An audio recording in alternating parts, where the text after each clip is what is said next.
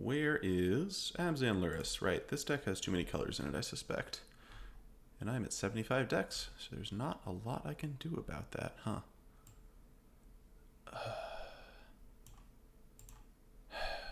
What to do, what to do, what to do.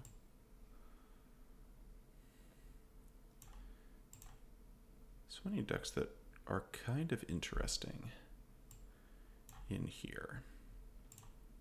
I guess I never built this. I'll get rid of that. I'll get rid of this. Get rid of this. And then we actually have, get rid of Rakdos Arcanist. To hell with that. And we will add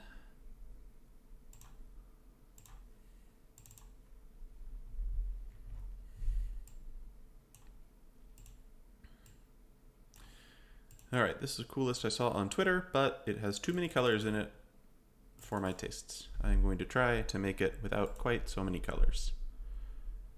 Sideboard seems fine.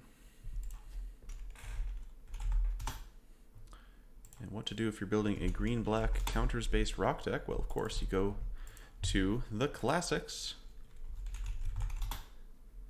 and see if they've still got it.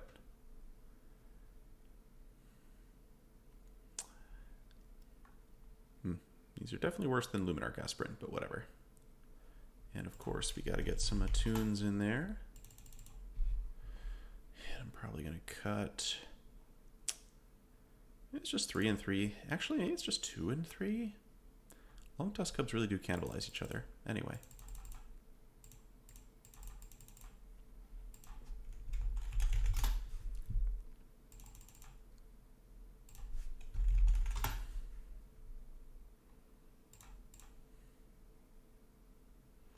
Gotta have at least a few basics if we're playing Attune with Ether.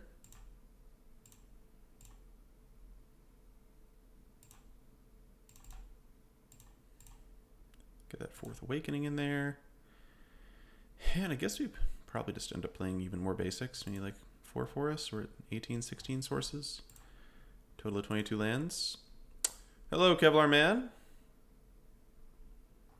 You know, I live to surprise all of you. Oh, Ether Hub, right. I'm playing Ether Hub in this deck. That's obvious in retrospect. Ether Hub. Cut some forests. Add the attunes, which are already in here.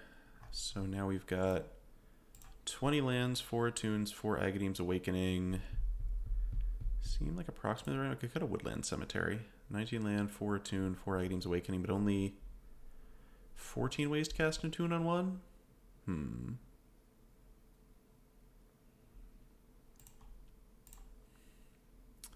This gives me 6, 14, 16, 20, 24 black sources. Yeah, seems about right. I think I cut like 1 Stonecoil Serpent. It's not as impressive without the Mentors. It's much less impressive with the Mentors. I could even cut 2 of them. What am I adding? Their place. This seems like a good start. Seems like a good start. And we got more oozes, the Noxious Grass, the Cages, the Thirsts. Could add some Witch's Vengeance too.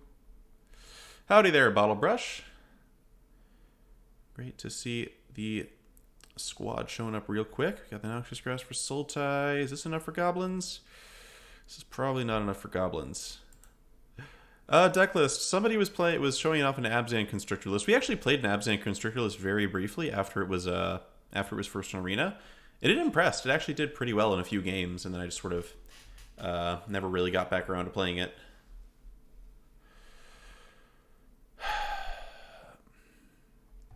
really do kind of want some Witch's Vengeance, don't I? The Bloodchief's Thirst, you don't need 4 copies of that card. That's really bad against goblins. I want Heartless Act or Eliminate, and I think the proper answer is Heartless Act.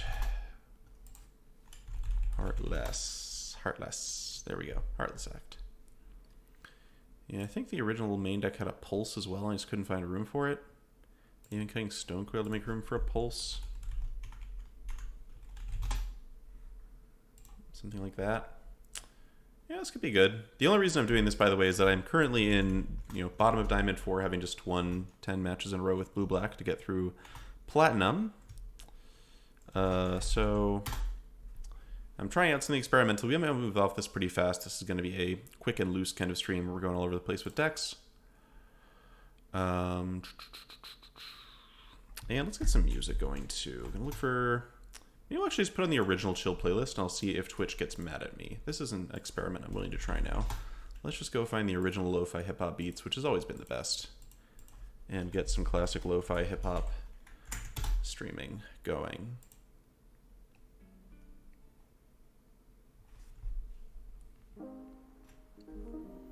Have not done the volume modulation, so let me know if that's too loud, of course.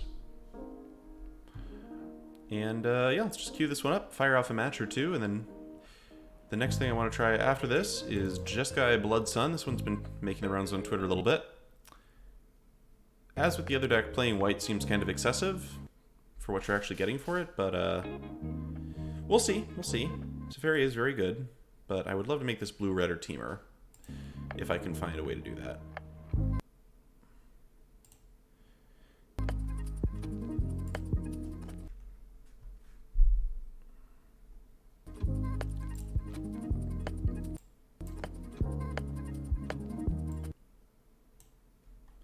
Holy Diva had a teamer list, you say, Killer Man. Well, I think Jeskai, the Jeskai list was Holy Diva's latest, so I'm interested to see. I'm not sure whether you would run Elvish Reclaimer or whether that's going way too deep. It might be going way too deep, but... Yeah, is anybody else getting the music stopping and starting, or is it just me? Can't tell if that's the channel or my headphones. We're going to put away the good Genesis Ultimatum deck for a second, and we're going to play some Winding Constrictors. Here we go. Oh, y'all started getting the stutters? Oh no. Lo-fi hip-hop. That's so sad. Let's see if there's another, like, radio channel. Okay. This is a 1 hour thing, and... let's just start to autoplay, and maybe it'll give us some more lo-fi hip-hop.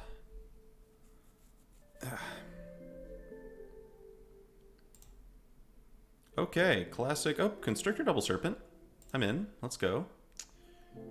Now, the Ether Hubs are actually a smidgen awkward, though. So I guess I kind of need a black source. Could also just go Serpent on 1, Constrictor on 2, Serpent on 3. Or like Serpent and Knight on 3. Yeah, that's probably what I'm going to do, actually. We'll just go Serpent on 1. A little sad to play a 1-1 out here, but I think we're just trying to curve.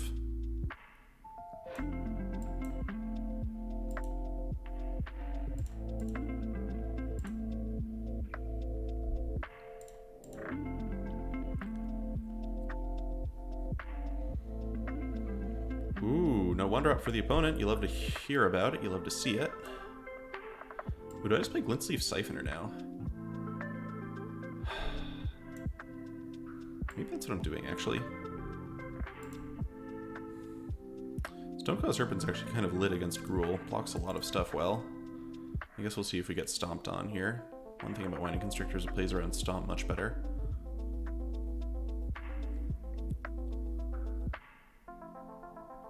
Nope, we'll take Brawler. Okay. Serpents can block those. Actually pretty down just attack with Siphoner here. Could have played Winding Constrictor first, which would have given me more energy and might have been better, but part of me wants to see how they're going to block here.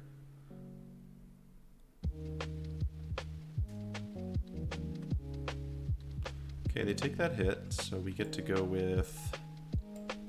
Yeah, I should have just done this differently. So I think I'm just on Constrictor Knight. Could also play Agadeem's Awakening as a land. I guess I have this Lurrus, so I should probably just do that. Next turn, if I play this as a land with Siphoner and play, I can get a counter on Knight for free, even if I'm not hitting him for 4, so that's nice. Alright, change of plans. I think I'm actually just going to cast a 3/3 Stonecoil. Wow, Ether Hub's tapping is like super trippy.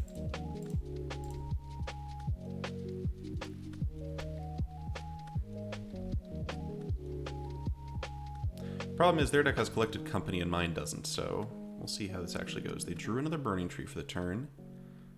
And that was it, huh? Alright, well, I'll take a card. 6-second Constrictor. Ooh, Cub. Okay. Now I have to actually think. Definitely gonna jam a Constrictor. Do I just jam 2 Constrictors? Or is this like Constrictor Knight? Because Knight's gonna get 2 counters now. Start Constrictor. Let's see how they block. Stonecoil Serpent is actual factual unblockable, which is pretty funny, but I think we're not going to quite make use of that yet.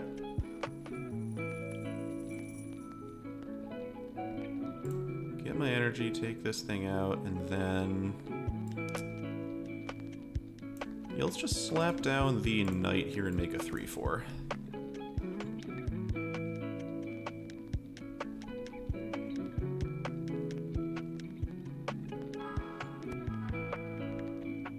Okay, good. Well, their hand was a little awkward still. Pretty happy with how that ended up working out. So they're on like a couple cleaves, couple companies, but not enough to bring in Wheelchair Cage. Noxious Grasp seems pretty reasonable against Questing Beast and friends. So I'm going in a slightly more removal-heavy direction, maybe? And what am I cutting? Siphoner on the draw seems like a pretty clear choice. We could cut some Attunes.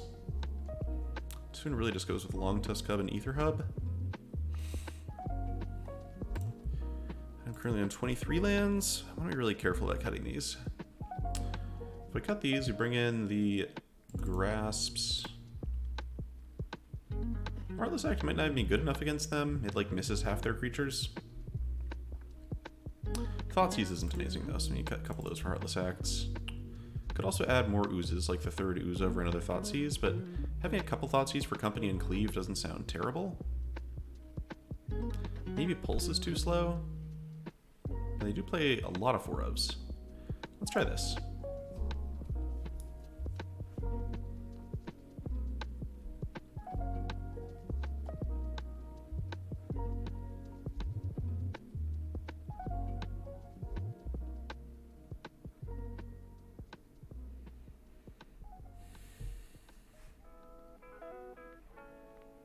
Their deck does have Stomp in it. Stomp is very good against us.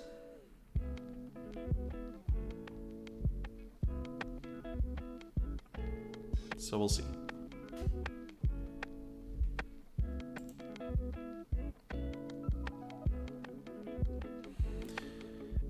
Anyway, while we wait for the sideboarding to happen, I guess if anybody who's watching this lives anywhere in the DC area, hope you're all doing okay on this very weird day we've been having. Staying safe and all that.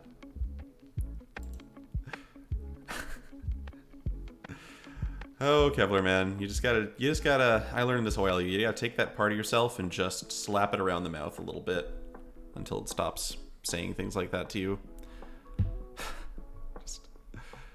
Although, who knows, maybe Lurrus is actually secretly terrible, and we should just be playing Jade Light Ranger, and that's actually the secret. This hand looks very good. Constrictor Ooze, double removal spell. Pretty into this.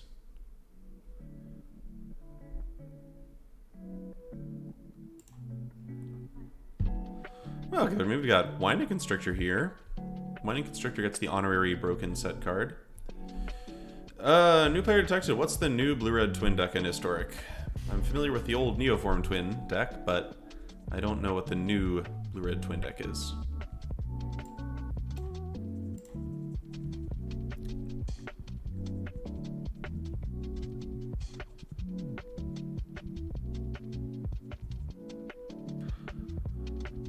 Okay.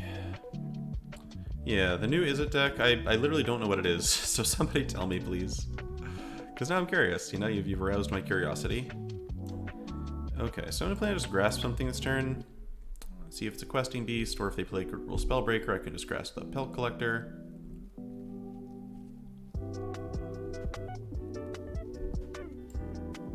Looks like they're gonna Coco me here. Let's see if they're gonna cast it in response to me taking this Pelt Collector hit. Nah, okay. Definitely appears that we're getting Coco'd. So let's just shoot the... I think shoot the Llanowar Elf is where I go here, because that way it forces him to play Coco now. And that gives me a better perspective of what I'm supposed to do with my next turn. Yeah, I could have killed the Elf last turn and given them no option to Coco here, which might have been much smarter.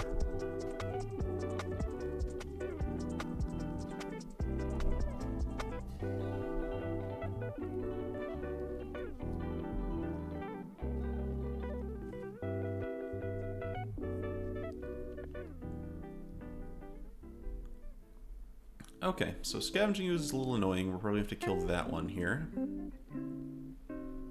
We have a little bit of life buffer. The other thing I could do is take both their cards, but I don't think we actually have time for that.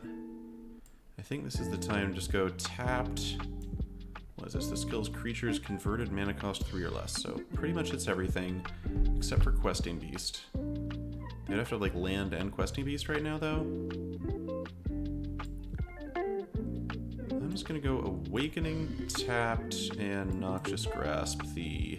Could also grasp the... Now we'll grasp the Ooze and make sure my own Ooze has plenty of food. 2 turns from now. Try to live until that happens. Bone Crusher Giant's fine.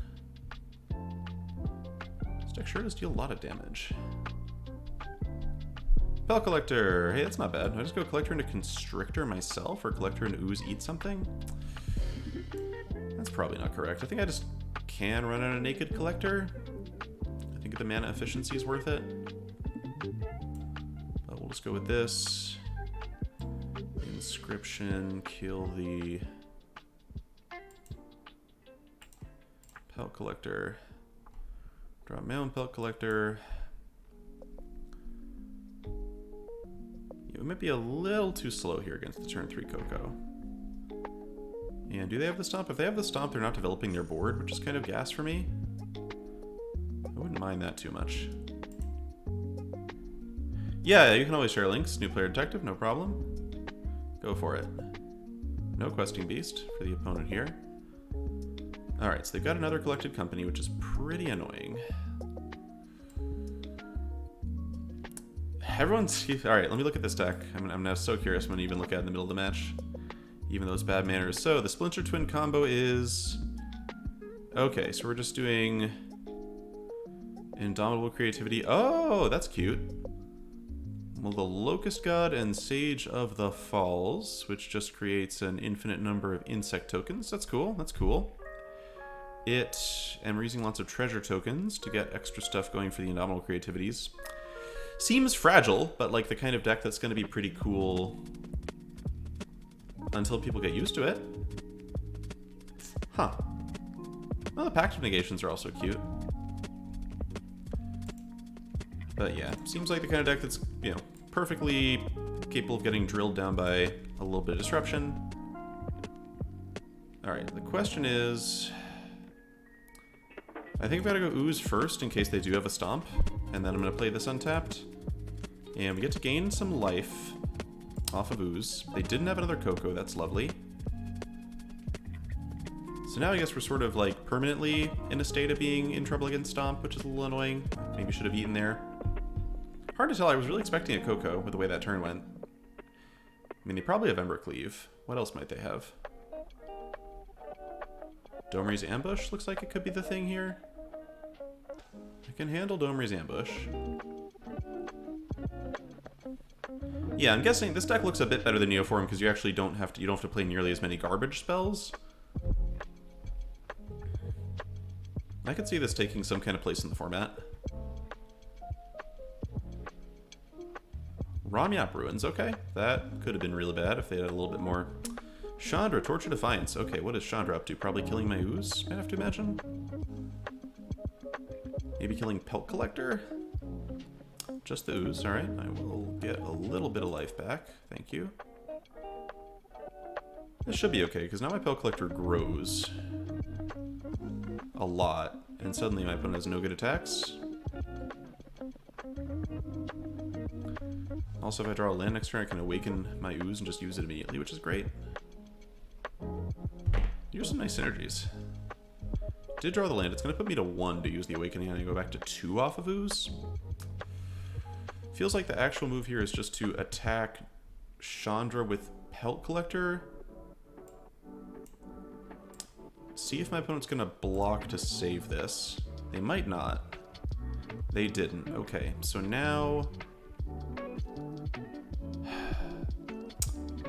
See, this is tricky. I think I'm just going to Agadeem's Awakening back the Ooze and not take 2 damage here, so I'm not dead to Ramyap Ruins. The opponent can attack, and I guess they force me to chump block something, but then I have Lurrus the next turn.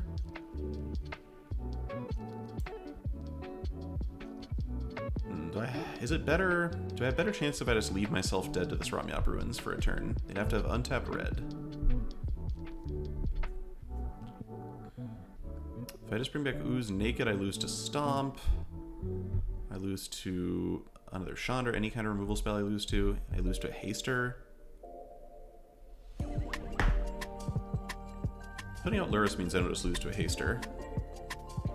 Then I can awaken Lurrus the next turn. Maybe that's actually that seems like the play. I think I'm gonna make the play that means I don't lose to Gruul's Spellbreaker, even though I do lose to some other things by doing this. Because next turn they attack, I can just Aghanim's Awakening back 2 creatures and then eat something. So dead to Ruins, but not dead to Gruul Spellbreaker, not dead to Jurta Goblin. Not even dead to Questing Beast, although I wouldn't want to see it, of course.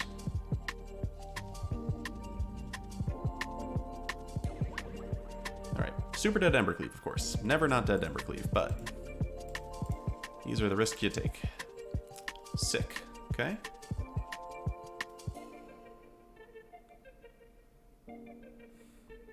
So they definitely don't have Coco. They don't have Embercleave.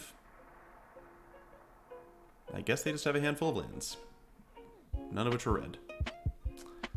Alright, little bit of luck for us. Little bit of luck for us.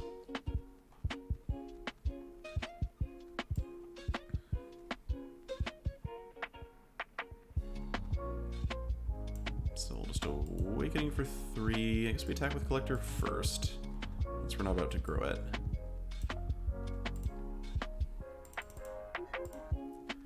Pick up Lurrus, pick up Scavenging Ooze.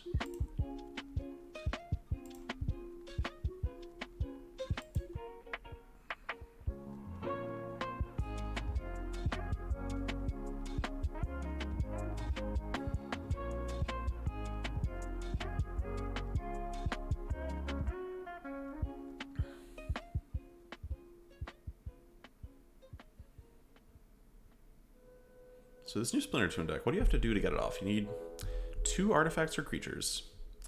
You need to resolve your 5-mana sorcery and have both of the targets stay on the field.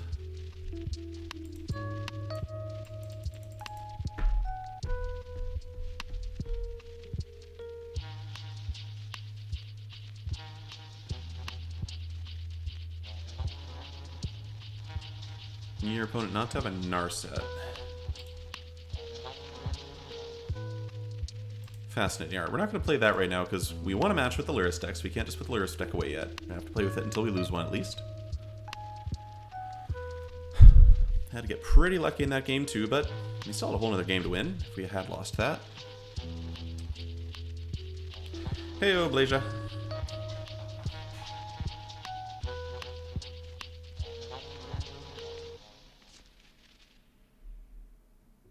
Kippy.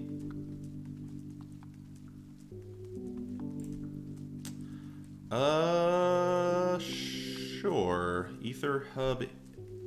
Yeah, this works. And we're just going to start with Awakening here with 3 X spells in hand. I don't see us using this anytime soon. I don't remember if I'm playing 4 copies of this. If I am, 4 copies is probably too many.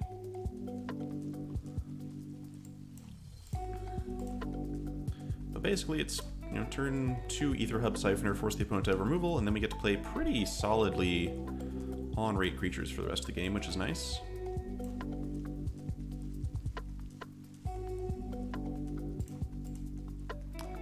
I see Island already. I'm like, is this Splinter Twin? Ooh. Is this Splinter Twin?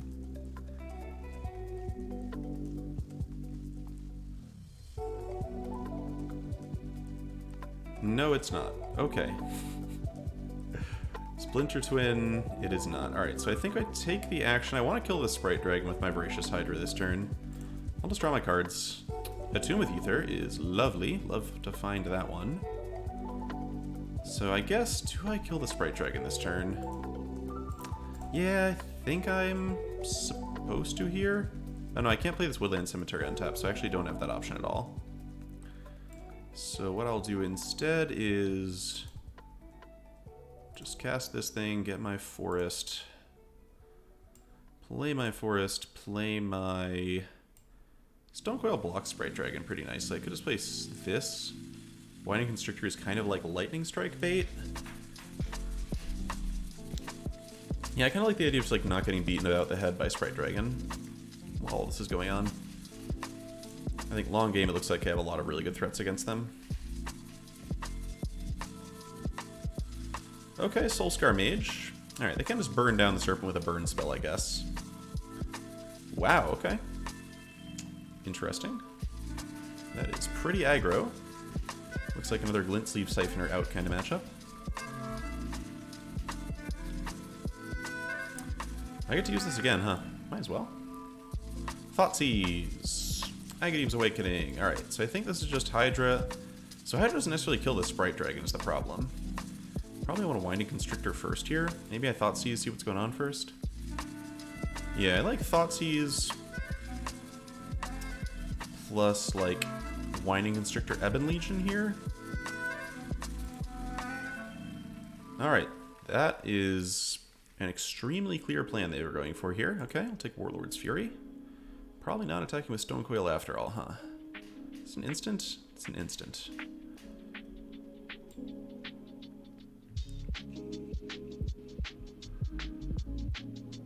I guess I could go Constrictor, attack with both plus the other Serpent, which is just a 2/2, but still blocks Sprite Dragon forever. So many choices. Cheap cards. I used to playing with quite this many cheap cards in my historic decks. Play Agadeem's Awakening plus Knight plus Constrictor. That's going to put me to 8, but I do get a counter on the Knight.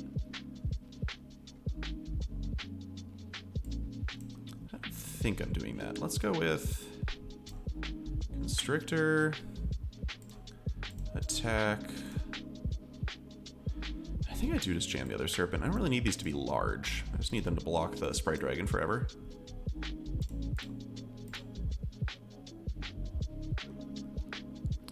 And I'm pretty happy just to bounce. If they like attack me the giant juiced up Soulscar Mage, I can just block with Winding Constrictor and it's whatever. Hey, hey, hey, Weed and Wally, good to see you both. Do love playing Stonecoil Serpent and randomly hitting out my opponent's poor Rogue Sprite Dragon strategy. Soulscar Mage is attacking. Yeah, I'm just gonna block this, right? Could actually just block with one of the Stonecoils. Don't really need both. Let's block with one of the Stonecoils. Force a sprint out of them. My day's been pretty okay, Wally. Ooh, alright. Alright, opponent is down to kill both the Serpents. Nice top deck shock there. That's not bad. Now I gotta think a little bit. Am I paying this energy? Yeah, I think so. I could use a Blood Chief's Thirst. There we go. Could use a Blood Chief's Thirst, as I was saying. So now we're just winning, I think. We're just going to Thirst the Dragon.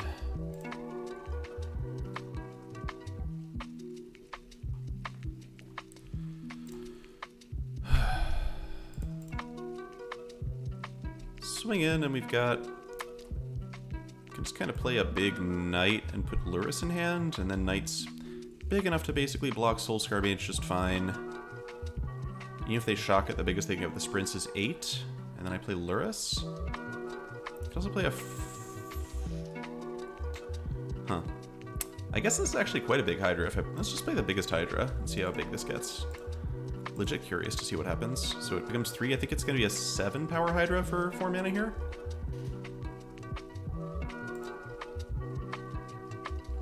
Yep, that is 7. So if they have Sprite Dragon, I take 7.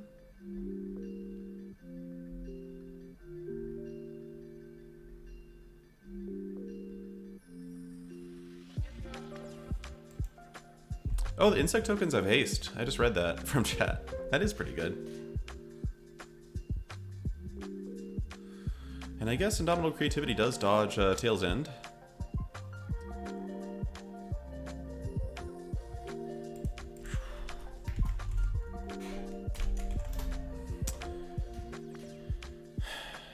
If I fight with a Hydra, no, the Soulscar Mage does not die at the end of the turn. A fight is just damage, right?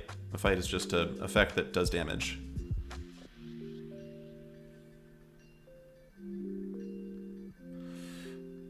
Speaking of damage, I do take quite a bit of it here. That's not bad. Am I suddenly, like, in deep trouble here? Like, I can't block this. I could try to find a Stonecoil Serpent, my last Stonecoil Serpent. I could try to find my other Bloodchief's Thirst or a Maelstrom Pulse. I think my opponent kept on top. I can bring back some 0/0 Stonecoils, which isn't going to help me very much. I don't think they're going to brick here. Yeah, I think I'm supposed to pay. I think this gives me the best chance of actually finding an answer to this thing, because I think it's just so unlikely I don't have anything.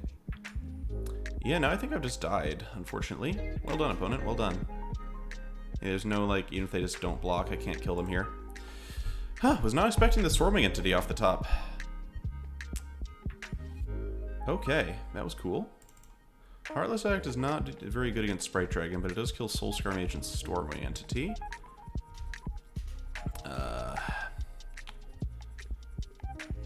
Probably a Siphoner outmatch. I mean, Siphoner was not bad there, admittedly. Was not bad. Scavenging Ooze being a source of a little bit of life gains kind of nice, but still doesn't fly. Yeah, losing both the Stonecoils that game was kind of dumb. Inscription of Ruin can kill Sprite Dragon, discard 2 is also nice. Hydra might be a little bit slow. It, like, isn't going to be fast enough to kill their creatures, realistically. I think I might just cut the Hydras. Just try to kind of keep them off the board here. Very interesting game. Can do some Sanctuaries over Thoughtseizes. Stops Shock, stops Lightning Strike. I'm guessing they're playing quite a few of that kind of effect. Maybe like a Scooze over one of the Thoughtseizes.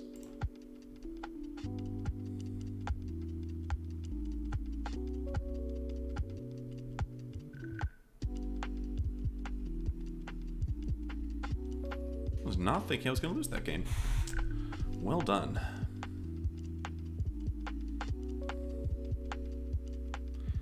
Wish I had been tracking if they'd scryed. If they'd scryed to the bottom, the play was definitely not to draw there.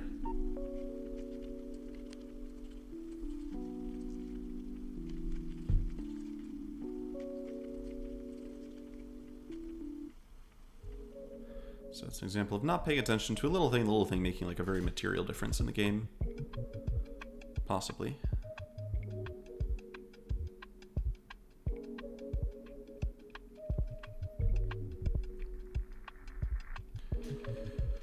Huh, I can't believe we're finally getting Kaldheim previews tomorrow. Feels like it's been preview season for like 3 weeks. But I'm very excited for this set. The set looks like it's got a lot going on, and there will be a lot for people to think about when brewing. I'm supposed to keep this. Negative's Awakenings are a little bit like Pepega. But this is a good curve. Yeah, we got one preview today, but like we've had a few official previews, but many more leaks, and so it's been a weirdo semi-preview season. I'm just getting shocked. Soulscar Mage, that is A-okay.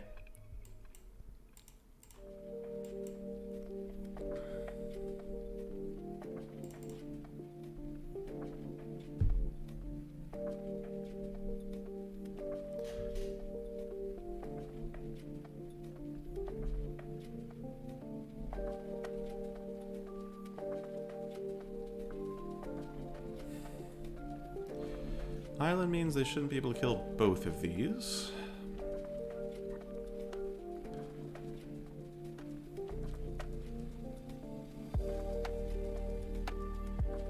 Okay, that is certainly a legal magic play. Good work for our opponent making the legal magic play. Boy, Scavenging Ooze and Agadeem's Awakening really don't go together, do they? I wonder if this turn is just Inscription of Ruin, just like take out 2 cards from their hand? It might be. I kind of don't hate it. Could I just kill the mage and try to... I think I just do this.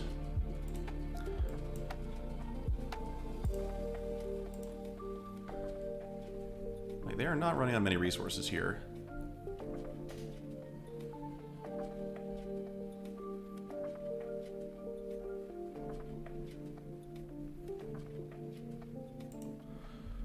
Okay, Riddle Form's a bit scary.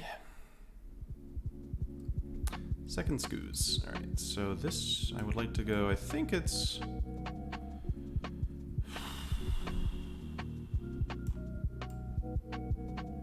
What do they discard here? Warlord's Fury, Mizium Tank. Okay, I can't eat that with Scoos.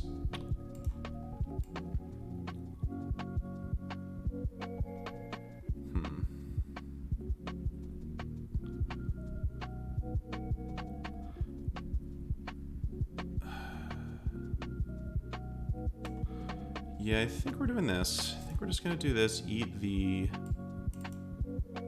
cub here before you can get shocked. And then just go with this thing tapped here. I just don't see us actually playing Items Awakening. We just have Luris to go get. Third land. Great. Mizium Tank. That does turn on Riddle Form because it's all non-creature spells. This is just like the worst Sprite Dragon of all time. That's what this is. Good to know. Maelstrom Pulse clears it out nicely. Could also just kill Soulscar Mage and eat it and start attacking. That doesn't really work because every time they hit a non-creature spell, I'm in deep trouble. So let's actually just go with Pulse. The Riddle Form, I think.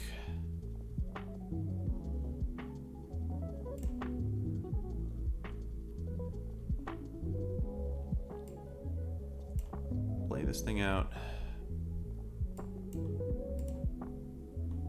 And hopefully Luris and Scoos are going to get us through this. Not attacking yet.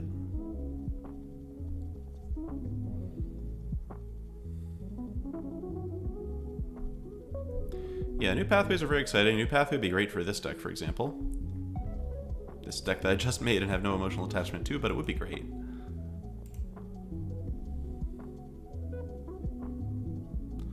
Going to try some more like blue-white Skyzy type aggro decks could be pretty fun. Like the white weenie deck that Croaky's been playing is not good at all, but I could see some kind of blue-white deck maybe getting somewhere. Alright, Mizium Tank's coming in. I assume this is going to be like Shock or whatever. I think I legit don't care. Nope. Okay. Dead Mizium Tank. That's cool. Nice. Alright, so I just get to go... Yeah, I think we're on just Scoos. Eat Scoos. They're dead. Okay. So, Mizium Tank and Riddle Form make me wonder about Wilt. Am I supposed to be wilting?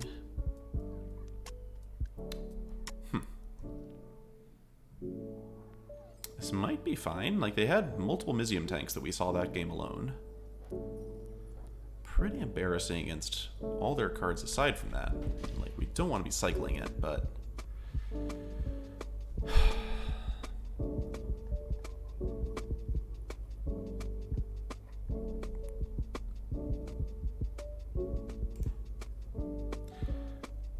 Let's just run it back.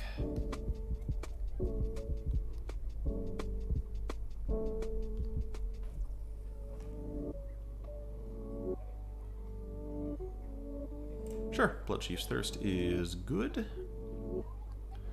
Against this thing, for example. I assume with Ether is going to be noise later. Question is, do I kill this or do I just attune here, and then if they play Sprite Dragon, I kill Sprite Dragon? I think I'm going to wait one turn to make sure they don't have Sprite Dragon, because Sprite Dragon will just eat me for lunch.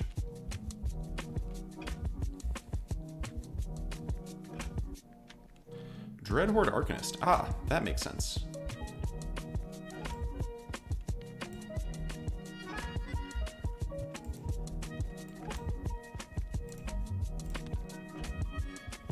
We having none of that.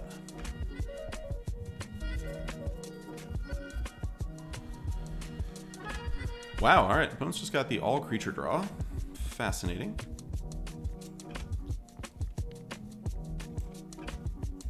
And we've got the all land draw. I need to find something to get rid of this Sprite Dragon, which is going to kill me in a hurry. What is their deck? I feel like I've seen so many more unique cards than I would have expected. 100% down to block Soulscar Mage. They're going to shock my Scavenging Ooze, but there's like very little I can do about that. And I have Aghanim Awakening, so I think we're just throwing stuff in their way at this point.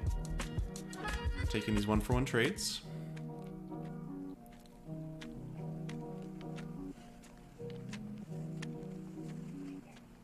Damn! Alright, that is a good 4 turns of magic there. We are unfortunately not quite interactive to deal with, enough to deal with all of this. Thoughtseize, great, awesome. Little late, buddy, little late. It's pretty hard to see us actually getting away with this, especially since they just scryed too. I might just scoop this and save some time, because I just don't see us having the tools to win the game. Let's Thoughtseize, see what's in their hand at least. Double shock. Alright, so next turn they're going to shock me, hit me for 9. Yeah, I'm dead. Can't win this. Alright. Well done, opponent. Well done. I don't even know if that points to anything more on the black-green deck. They're just... Their deck seems very good at, like, beating other small ball aggro decks, particularly small ball aggro decks. They're playing 4 copies of Agadeem's Awakening. Alright, well, that was a fun little lark. Maybe I'll return to this black-green deck later. Let's see what else there is to play. Alright, chat, so I'm going to take a quick straw poll. Would y'all rather see the new blue-red Splinter Twin deck or whatever it is? Or would you rather see some Jeskai Blood Sun Lotus Field? Which kind of dopey blue combo deck are we going to play now? Alright, we have 1 for Twin. I'm just putting it out as a kind of very casual poll, not actually going to make a real poll. 3 for Twin. See if I have to craft anything. I think I'm going to have to craft some Indomitable Creativities, which might slow us down a little bit. Oh, Christoph Prince was streaming this. I see. I see. Alright, Twin looks to have it pretty easily, so we're going to go ahead and see if I actually have the cards to build this. Nope! How many Indomitable Creativities? Just 1. How many Mythic Wildcards do I have? 3? Easy money. Easy money. I even had a Locust God, which I wasn't sure I would. And there's a sideboard and everything? I am super into it.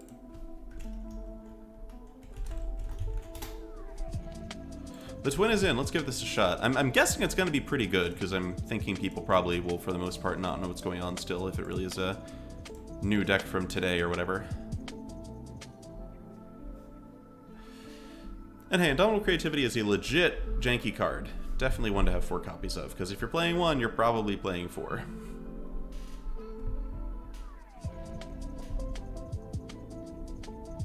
Don't even know what all the cards are in this deck. We'll find out.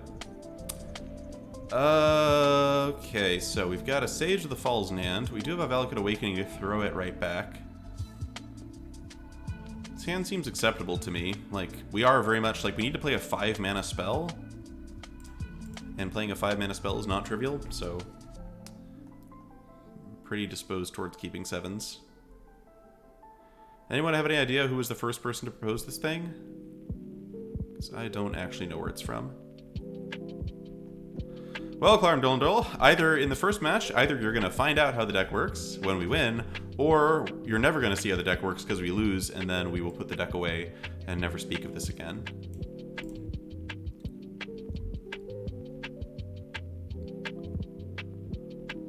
Okay, looks like goblins, so we've got our work cut out for us a little bit here. Pirate's Pillage. So we can't use this to discard Sage of the Falls because then our combo goes away. So I guess the most likely thing for me to do this turn is just cycle Shark Typhoon for 0. Cardboard Live is on. Cardboard Live is on. Gruul with no 2-drops. Okay, that's a choice that our opponent has made here.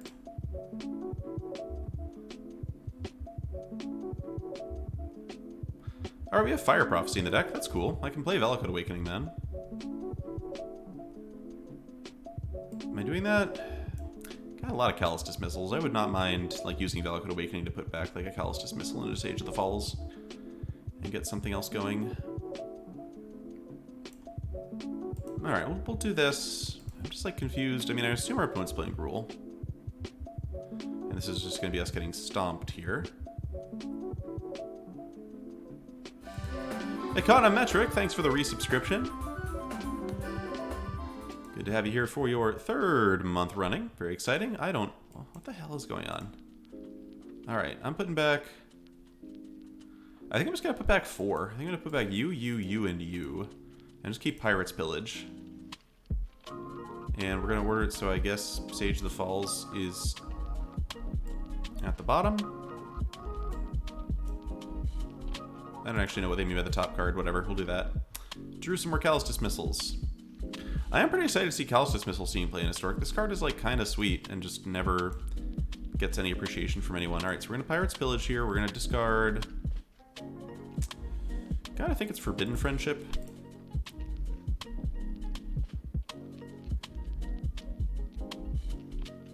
Alright, now we've been stomped. So this is definitely just Gruul, and they kept the weirdest hand in the world. And have been playing kind of oddly. So Salinity Vision's going to need to go find us the creativity. Oh yeah, this deck can't like beat an untapped Heartless Act either, right? Huh. Interesting. Okay, opponent hit no hasters, so the Callous Dismissal will keep us going here. I think we just Callous Dismissal and play into Salinity Vision and try to hit creativity and then win the game. Seems like a pretty good way to go about this. We'll bounce Mammoth. Actually could have bounced Brawler, because this token blocks the Mammoth better. I don't think it's going to end up mattering, though.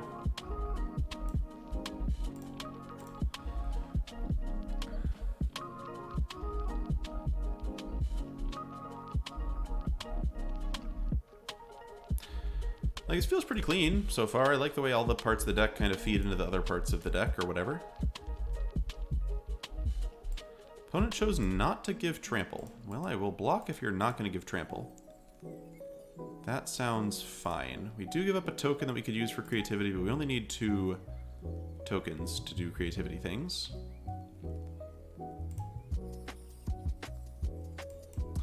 Alright, let's see if we can find our 4 of. Did not find our 4 of. We did find Shatterskull Smashing, which lets us kill both of our opponent's creatures here.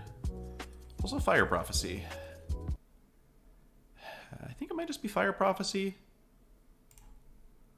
Like, kill something more cheaply, not have to shock in my other Shatterskull Smashing. Alright, so we're going to go ahead and... I can also just cast Shark Typhoon. Am I supposed to just cast Shark Typhoon and then Fire Prophecy and then win? With Shatterskull Smashing next turn? Alright, let's see if we can keep the combo a mystery. I'm going to cast Shark Typhoon here. And yes, Econometric, this is in fact Indomitable Creativity. I'm a little worried they might have Blossoming Defense or something, but it's not like I get anywhere by not shooting this Mammoth, so here we go. It worked. Alright, and I'm going to put back Valakut Awakening. Oh, we drew Creativity. Okay, so I guess we can win next turn. But yeah, it's not so often that you get to hardcast Shark Typhoon Historic with your combo deck against Gruul, so I figured I'd take the chance. Collected Company, yep. Got to keep in mind that as long as they have Stomp up, winning with Indomitable Creativity is somewhat less easy.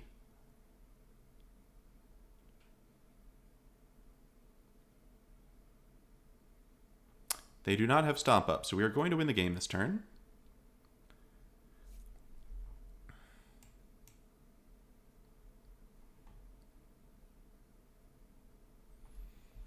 Yes, I'm aware you can sacrifice your treasure, new player detected. Do not fear. Actually, wait. Do we have the mana for this? We might not have the mana for this. We Pirates Pillage. No, this should work. We Pirates Pillage and we're fine. We have the untapped Shatterskull Smashing as a land, so that does it. So just go ahead and pillage, discard Valakut Awakening. I guess this doesn't work if I draw Scarab God or Sage of the Falls here. Did not. Okay, good. We even drew the nice pain-free land, so now we get to win.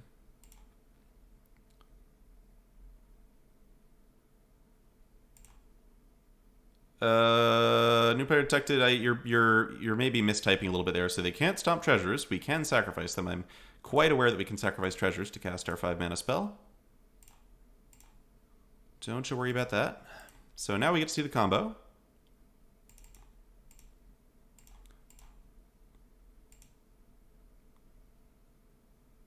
See, this is nice. This is not the kind of deck building that I ever think about. The idea of like 2-card creature combos of 2 unplayable cards that win the game together, but it's super cool that other folks do. So now you're going to see we make an unlimited number of Hasty Locusts, or at least we make Hasty Locusts until we get tired of drawing cards, and then we win the game by attacking our opponent for 20 damage. That's the combo. Okay, Gruul. So, opponent just gives up after that. Sure. Alright, I'm willing to explore this deck a little bit more. This is the kind of meme where you get like a couple of days to play it, probably. Econometric, does this deck dodge Cage? Does this deck dodge Cage? What does Untitled Creativity do? Exiles, okay. No, it super does. There we go, there we go. I guess you could even blow up opposing, even if it didn't dodge Cage, you could blow up Cage too. So that's fun.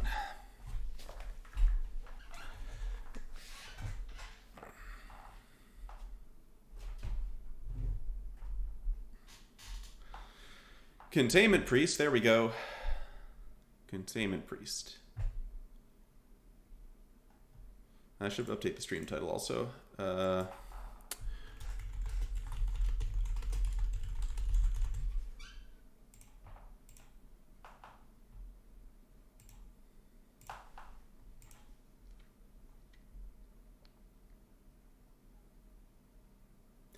Well, that feels like it has, like, you know, choose your own adventure feel to it. And a lot of different stuff you can do with these different cards, which is cool. Forbidden Friendship seems kind of sketchy. Like, can you really play a card that just makes tokens and doesn't do anything else? I wonder. Also, it seems like we are playing against a control deck, which is going to be hard. That is a copy of Indomitable Creativity. Welcome to a deck that... I guess it's nice to actually be able to cast spells when you can't use Callous Dismissal for anything. See if this gets Jawari disrupted. Nope. Sick. Oh, we have a green screen on. The green screen's not up. That's funny. All right, let's. This is fun, chat. You get to see the invisibility cloak in action. We are about to become completely invisible, sort of. All right, there we go. The magic of Arena. We're in our own little world now, chat. So that was a cycled cast out. Alright, so I guess we're looking to use Salundi Vision here. Does our opponent know what's up? They don't look to be the Jeskai Sun deck, given that they're playing cast out. Lil Itty Bitty Shark Typhoon. Okay, do I Salundi Vision now? No, I'd be pretty happy to bait a counter with Salundi Vision.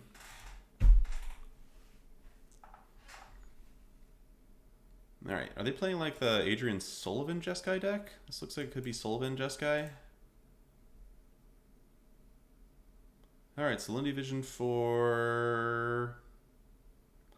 another Salundi Vision? Maybe a Valakut Awakening? Valakut Awakening seems kind of nice. Pirate's Pillage is super vulnerable to counter spells in a way I don't like. I think I take Valakut Awakening here. Pact of Negation's nice. Let's just go for Callous Dismissal on this here Shark. Yeah, so I guess if they're not killing a bunch of stuff, then next turn I kind of get them. Maybe. They could easily have some kind of Wrath, but if they have a Wrath, I get to resolve Pirate's Pillage, which puts them right back under the gun.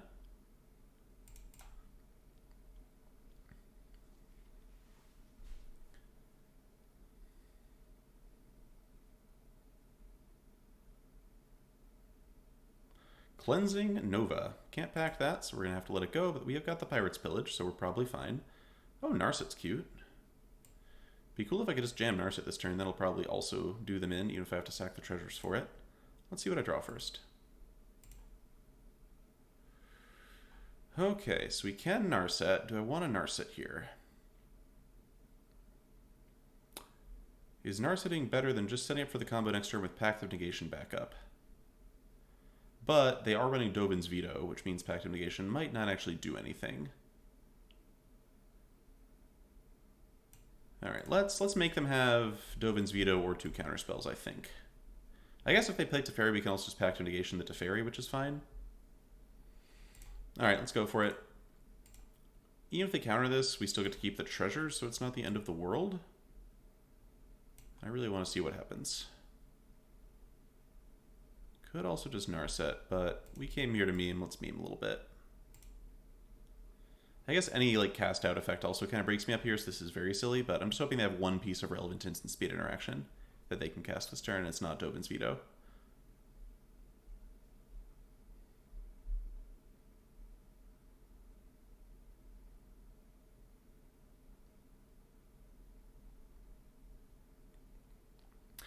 Okay, commit does not give them much room to do anything else here, huh? I guess we win. Yeah, we did it. We did it. We forced the Wrath, and we got to resolve our Pirate's Pillage, and then we won the game.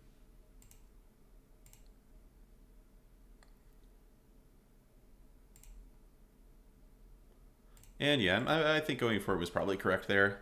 Having a Narset to cast is like nice, because a Narset shuts off some of their digging options, but probably not enough, especially given that they have Shark Typhoon in their deck. Alright, now let's see if our opponent's going to make us combo out. I think they're going to make us combo, chat. I think they're going to make us combo. But that's fine, that's fine. You can see the deck. Oh yeah, spacebar all the buttons. That's a good trick. Let's get our fast combo practice on, just like we were playing Paradox Engine. Okay, thanks, opponent. Alright, so I guess we want Dispute, Pact. Fire Prophecy probably goes ahead and leaves. Tails End, Lazotep Plating. More Tails Ends.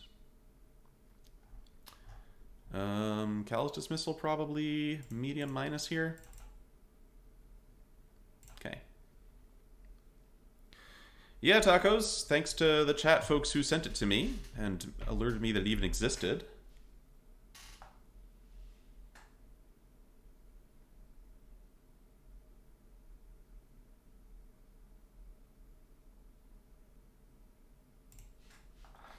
Killerman thinks this deck has Magma Spray. Yeah, if you're pretty sure this is a Sullivan special, then I'll have to keep an eye out for Magma Spray. Yep.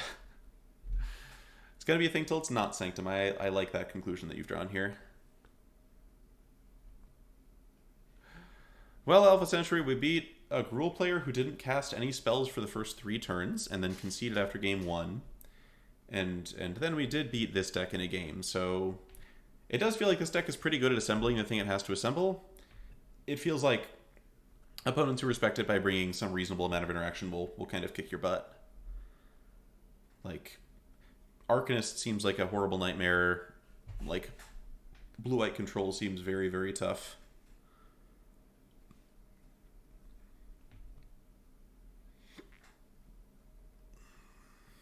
But decks that are not well prepared to interact at instant speed, like Gruul and possibly Sultai, seem pretty good. Like, Sultai decks are going to vary wildly in how many cards they have that you even care about.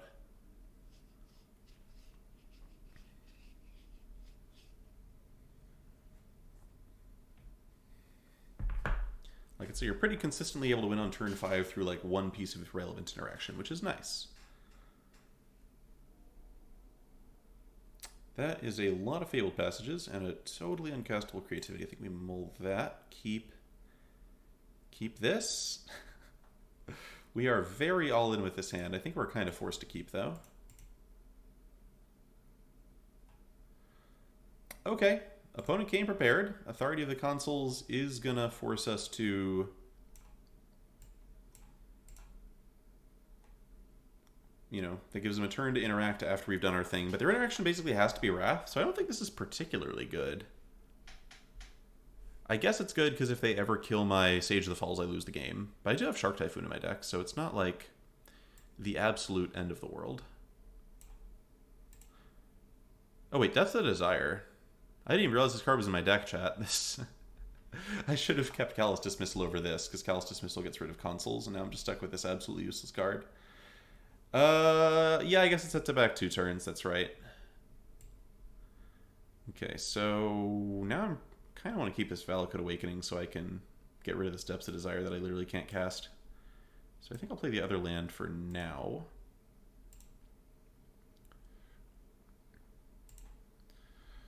Well, the wins we are in the historic format, of course. What other format would be in here? Upcoming League play, Endo Jackson. What is League play? I'm not a pro Magic player. I'm not in Rivals. What do you think this is? A pro Magic stream? I only placed second in the Grand Finals this year. What would I be in Rivals for? Sick. Got rid of the Depths of Desire. I think it's just that. Ah, well, the wins. Hello. Yes, this deck is new from today, so it makes sense that you would not have seen it. All right, so we're gonna Pirates Pillage here. I kind of don't want to pillage. I think I just like hold up Dispute here, because like this is the Teferi turn they've got coming up. I think we just chill. They have made a 1/1 shark. Okay. I hear 2/2 sharks line up pretty well against that sort of thing. Well, the win Storm is not in Historic. This is a combo deck that wins in one turn, though, so it has Storm-like properties, for sure. Yeah, definitely not going to tap out to try and eat their 1/1 when they could just, like, play a Teferi. Whirlwind Isle. Wow. Opponent came prepared for enemy Shark Typhoons. This Adrian Sullivan deck is a spicy meatball. They don't run Spell Pierce, right? They don't run Spell Pierce, right? There's no way they run Spell Pierce, right? I mean, I'm going to play this. I'm going to play an untapped blue source this turn anyway to hold up Mystical Dispute for their Teferi, so we're just going to do this now. New player detected. Oh, that's nice of you. I'm glad you believe in me. I certainly haven't earned that slot yet or anything. But yeah, no, I don't think I have any of the points that I would need to do something like that. All right, so we're just going to go for... Oh, we drew the Locust God. That's annoying. I didn't even notice that we drew the fucking... I gotta say, chat, like, the thing I hate more than anything else is combo decks where if you, like, draw a card, you have to find some way to freaking put it back into your deck or you lose. That's, like, my pet peeve. Not a fan. Just cast it. No, it's not a bad idea, except if they cast it out, I then just kind of lose. I think I'm going to wait a turn and see if I can find a Valakut Awakening, but it would have been pretty funny just to cast the thing, I will admit. See if I can get something off of this. Alright, that's a Pact of Negation. Can't use that. Gotta find Valakut Awakening. I mean, I could just slam Lotus God and have Pact and Dispute back up, and maybe that's fine. Could go a lot. Let's go with Lazotep Plating, actually. Alright, Plating, that's nice, that's nice. So now we get to go crack this. Slam down this here Locust God. And just see if Lazotep Plating plus Mystical Dispute plus Pact of Negation is enough to keep this alive. Bluff the Indomitable, draw out a counter is not a bad idea.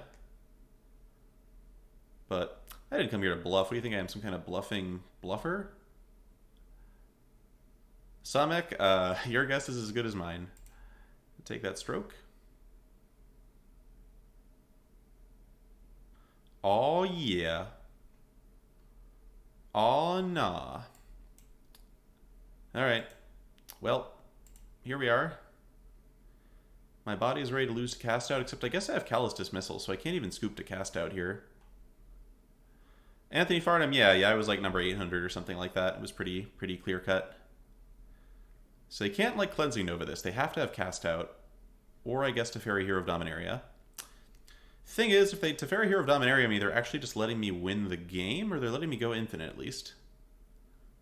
So, oh no, because I have to pay for this, right? Right, I have to pay for that. I'm going to scoop this one. We are not out of it yet, but I don't like the way this is going. Back in the deck pog.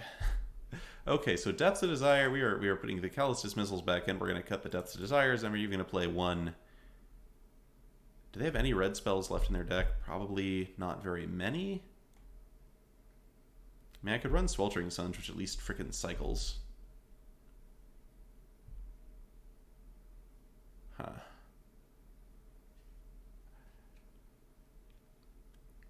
Yes, Alpha Center. I could wait for them to cast Commit to Memory and shuffle it back into my deck.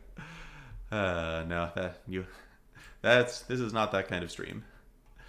So, yeah, Prophecy seems fine. Just one more way to put a combo piece back in the deck's reasonable.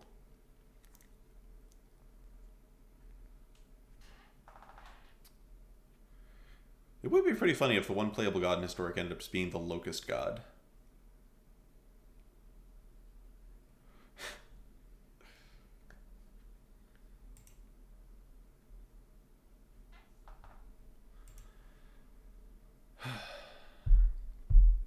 So, we've been streaming now for over an hour, and no one has followed the stream yet. Come on, people. There are 100 of you. You can't all be following this yet, can you? You can't all be following it.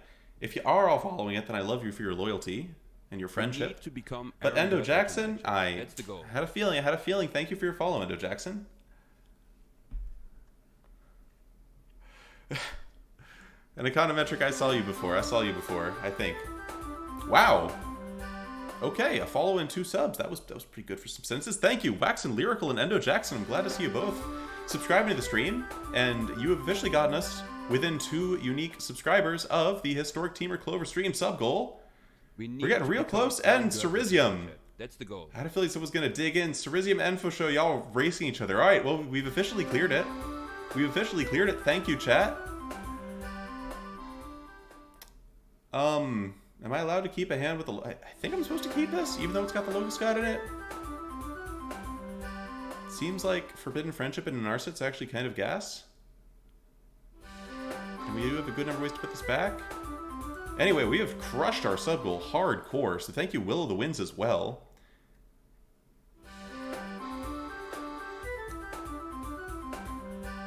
And yeah, I just have to figure out when to schedule this thing. Maybe Sunday, who knows? Or I guess it probably replaces one of the normal streams because it's going to be double length anyway. So maybe Saturday. Maybe we just do it Saturday. Sheesh. Cerisium, when can I stream that you'll be sure to be able to make it? I think you're the person who's contributed the most subs to this goal, and while I can't accommodate everyone, obviously, I would like to at least try to accommodate you. And same goes for anybody who's like, you know, a sub. Let me know if there's a particular time that definitely works. Plans Saturday. Alright, well, I will keep that in mind, Cerisium. Thanks for letting me know. Literally anything else. Well, maybe we'll do a Sunday stream. Just a bonus Clover Sunday stream. Try to hit Mythic before then, so we can just watch our rank tank. Oh man, our opponent still doesn't know about the cage. Our opponent still doesn't know about the cages. Oh no, opponent. Oh no. Alright, Narset being able to dig for lands like really reliably is kind of amazing. Speak of the devil. Putting Sage of the Falls right on the bottom. That's also good to see. I do like that as long as we're going to draw one of our common pieces, we get to draw the good one. That's pretty good. Part of me really wants to bounce this cage to make my opponent think that they're safe. I'm just going to take Tail's End, though. Let's just beat them down with Narset control here.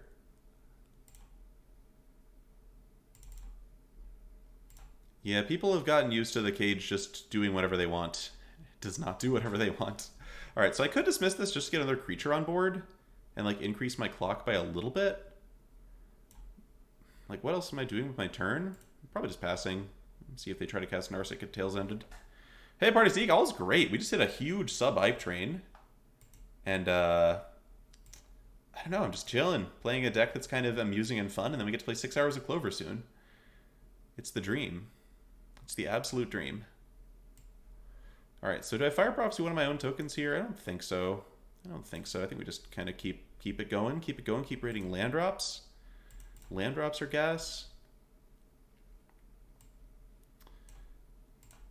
Alright, now I've got my plan all set up. We're gonna...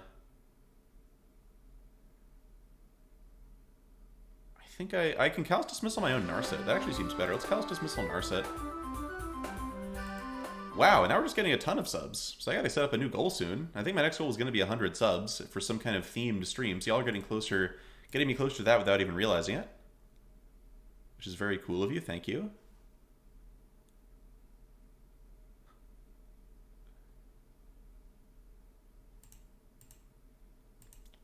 Wow!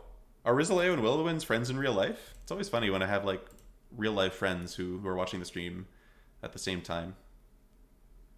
That is pretty cool. Alright, so end of turn, we're going to Fire Prophecy the Shark, get our Locust God right back into the deck. Oh, you mod for Croakies. That makes sense. Yep. Congratulations to him coming back. It's, you know, not a laughing matter when you just suddenly, like, lose your income source, right, like that. So, glad that he's getting back into it. I can't imagine Croaky's actually enjoying playing this. This doesn't seem like his style, but maybe I'm wrong. Anyway, we get to creativity now. Are we just going to do it? Like, we have the Pact. Or we could just be patient. Just be patient, play Narset, have Tails in backup, keep hitting our opponent.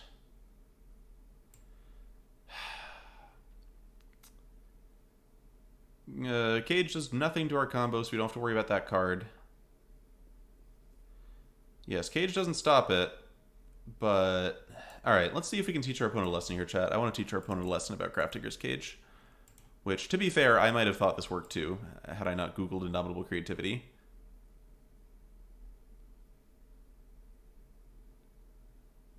And now our opponent gets to do like the rules bluff. They're gonna start reading the card. They're gonna figure out that this actually works. I'm gonna pack this stroke and we'll see what happens. We'll see what happens. I basically lose if they have another counter. But it looks like they might not. Let's see if they have something else to stop me here. Have we just generated a bug report? Have we just generated a bug report? They could also just like Ether Gust the Locust God. That's like a totally reasonable thing to happen. But at that point, we're just like playing a normal game of Magic again, so that's fine.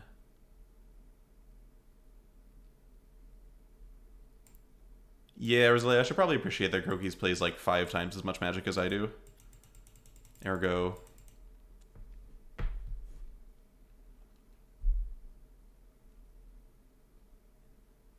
Wow. So that's what happened to PogChamp. Can't wait to see what the new PogChamp is. I feel like it's going to be a real internet competition. Like, who gets to design Neo PogChamp?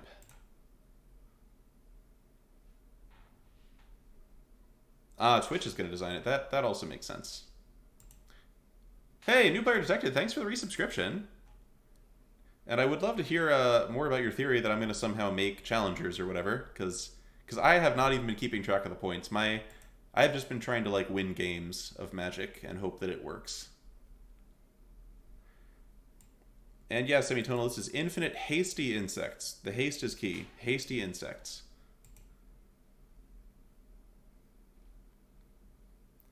And alright, Soren Mabut, one of the many players who, if we lose to a player named Soren Mabut, we get to kind of give up and stop playing Magic for a while. So we're keeping this. It's nice that if they're not like a super creature heavy deck, one Fire Prophecy can just shuffle the other Fire Prophecy.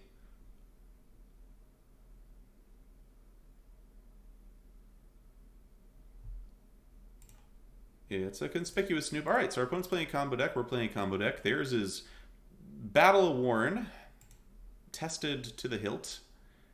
We'll see if our little dinky thing can keep up with it. That is a Sage of the Falls. Opponent's top card is Castle Embrith. Go ahead and murder this Snoop. Okay, Sage of the Falls successfully tucked away. So we need to find one more token beyond the Shark Typhoon token to win on turn 5.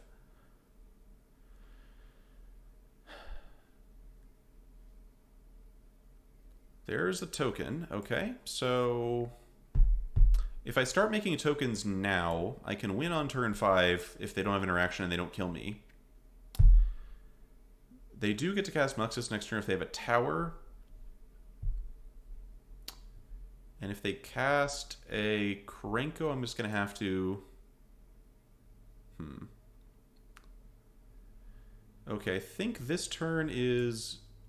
I'm just going to Prophecy and shuffle back nothing. Play Valakut Awakening. Basically, we know that Sage of the Falls is on the bottom of the deck, so I'm really not looking to shuffle. I'm looking at this Fabled Passage, the last land we play. And we have a Hype Train emote. Awesome. Thank you, everyone, for the support here. Really having a great stream tonight. Thank you very much. All right. So I could also just Shark to block this Chieftain. If they Krenko here, it's going to be a tight race to see if I even live long enough to do anything. Well, we could just rip Callous Dismissal. Callous Dismissal would do it. Depths of Desire hilariously would do it. Oh, we get to board in Hornswoggle, chat. We get to board in Hornswoggle. It's going to be the best.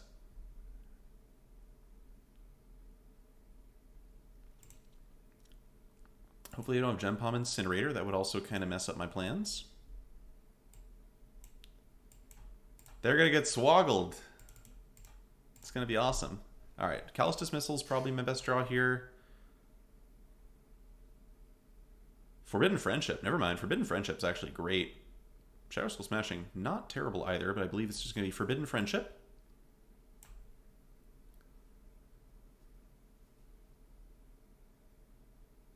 And if they cast a Muxus, we have a couple spare blockers we can throw at them and try to survive. Gem Palm Incinerator, that is fine. That's not going to stop me by itself. They need a land to cast Muxus. No, they don't. They have a tower. Okay. Well, we'll see.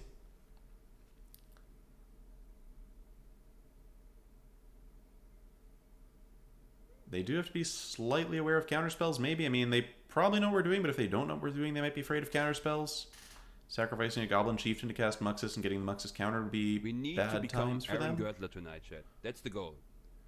Wow. All right. Opponent definitely knows what's up with my deck. They definitely know what's up with my deck, unfortunately. That's going to make it hard. So you see, our opponent's just like doing completely normal things, and we're just getting our ass kicked because they were able to kill all our tokens. Trying to think if we have outs here. I don't think. We're not playing like Dwarven Mine or anything, so we don't have like totally free tokens. We have Shadow Skull Smashing, which means we don't necessarily just die. I think I need to like, probably need to block with this shark. We'll see what we draw. Also, just because the name is Sorma Butt, let's not assume this is a dude. Folks, keep as a chat the rules in mind. Alright, so if I block, I can potentially live. Yeah, this deck is a big scam, Chazi. Don't worry. I know the deck is a scam. You don't need to inform me of that part. I get it. So we're gonna need to shoot Prospector for 1, Chieftain for 3 here to stay alive, and hope the opponent's just got lands in hand. We are almost out of basics. Good to know this deck does not play very many of those. No worries. The gender rule is just there, so we can all build better habits. Oh wait, no, this doesn't even kill 2 of their creatures. I'm just dead. Okay. We could have Indomitable Creativity them to see if they had a Muxus for us. Thanks, Rizium, for the command there. Alright, so this deck. I guess we want Sweltering Suns. I think Shark Typhoon seems like our worst way of making tokens. It's really slow. Not a fan. Callous Dismissal seems pretty iffy. Not horrible, but like pretty iffy. We get to play Hornswoggle. Ether Gust I don't really love against goblins. Just doesn't really slow them down enough, especially with Conspicuous Snoop and such. I think we play Abrade. 4 Abrade is so many Abrade. Like, shouldn't we just have some Magma Quake or something? I don't know. I don't even think we want to go up to 4 Abrade, though, because we do want to keep the combo going. Then we got Pact of Negation, probably. The Bones deck does not have that much instant speed interaction with creatures.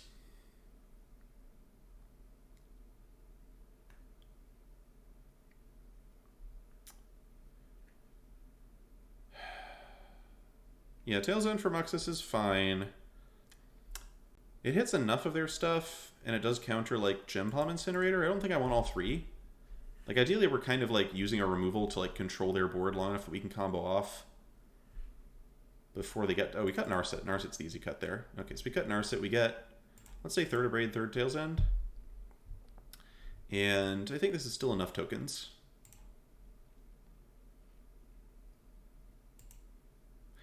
Sarkin the Bad, thanks for the follow. Same to you, Kuru Manson. And wow, we've got a real big viewer flood. People love to see the Splinter Twin combo. Keep this. Probably Valakut Awakening as first land here. I can Fire Prophecy back any of my lands. This is the one that has to come in tapped.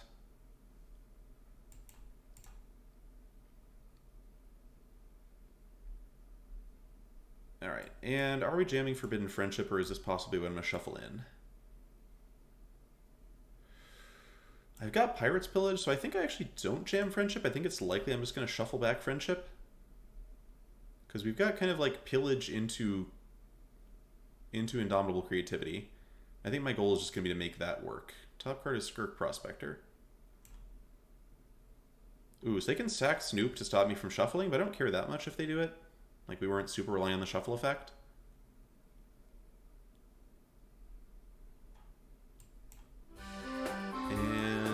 just gonna go ahead and Valakut Awakening this turn. We'll probably put back a land and a Forbidden Friendship. Maddie Mayhem, thanks for the subscription. Oh wow, first time subscriber actually. Thank you very much, Maddie. That was a good play by them to notice. They know what they're doing with this deck, it would seem. Alright, let's put back Friendship. Friendship Steam Vents, I guess. Draw 3. Creativity. Creativity is found, so we can win in 2 turns if the opponent doesn't have relevant interaction on their side. Let's see how this goes. Okay. Oh, we drew Sage of the Falls. Never mind, chat. Never mind. I got so excited. Well, maybe they'll scoop to Indomitable Creativity. The thing is that, like, Sage of the Falls in hand is not like the end of the world. You still win if you just play Sage and then play Creativity. It does take us an extra turn, though, and it means we have to not die to our opponent's hand in the meantime. Which is gonna be a challenge, potentially. I may just, like, end up Shatterskull Smashing for a lot here. Problem is, Shatterskull Smashing for a lot still gives the Muxus if they have a land in hand, so this is not gonna be easy.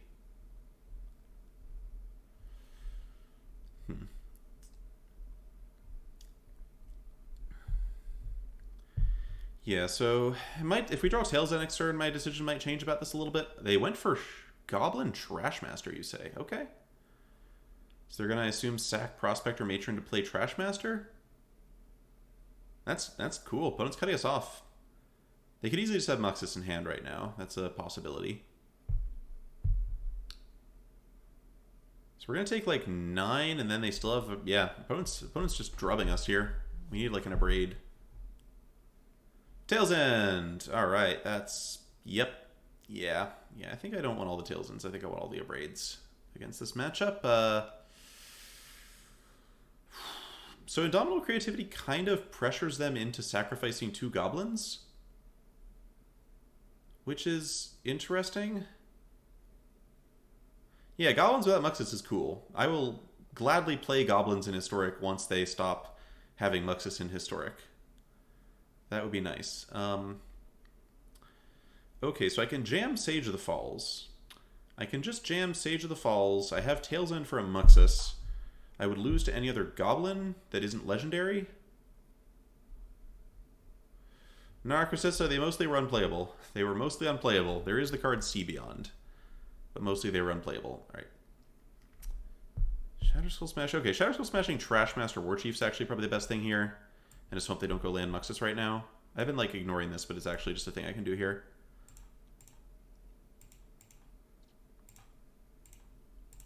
Okay. So goodbye to both of you. See if we just get Muxus here, but... This is true, Kellerman. Oath was not unplayable. I'll give that to you. Cranko. Alright. Alright, opponent definitely got our Tails End, you know, caught us sleeping with not having Tails End, so we can still win this game, I think. No, we can't because they have Castle Embereth. So we Pirate's Pillage, we draw a land, we play Forbidden Friendship, we hold up Tails End off the treasures. We Tails End their Cranko activation, they can attack us, we have to block Warchief with 1 token, and we still have a Sage of the Falls in our hand. So I think we're just dead. I think we're just like soups dead. There might be a lion here, but I think that will quietly spell the end of me playing this deck for a little bit. All right. Well, Splinterton was a fun meme. It seems like that was our first example of an opponent who knew what was going on, I think. Yeah, Sage of the Falls is unlucky, but the problem is, if there are 2 cards in your deck that you're not allowed to draw, it's going to be tough. You're going to have a bad time. Well, in the comment, we didn't draw Hornswoggle, so we don't yet have evidence that Hornswoggle can lose. I regard it as up in the air. Let's play some Jeskai Sun. Jeskai Sun was the other meme deck I wanted to give a shot.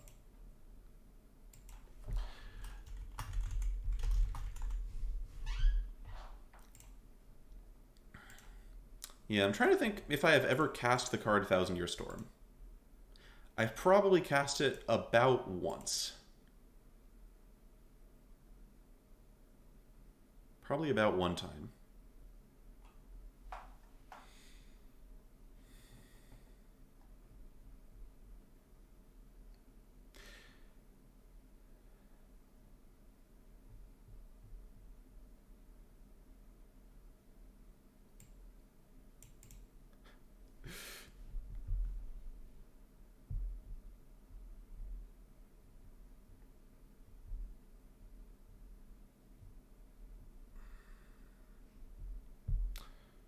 Bieber fan, did we just play? Are you the person we were just playing against?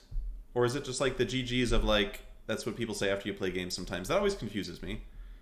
Sometimes people, oh, it's you. Well, good games, Bieber fan. You played quite well. You cut off all of our outs very nicely. The Trashmaster fetch was great. Loved the way you carried out that game. All right. So actually, this is a 3-lander, and yeah, this looks like a keep. We have one half of our combo, I guess. And I'm just gonna start with farmland. Looks like opponent's probably goblining. Definitely just want to be hitting land drops here. So we're going to do this.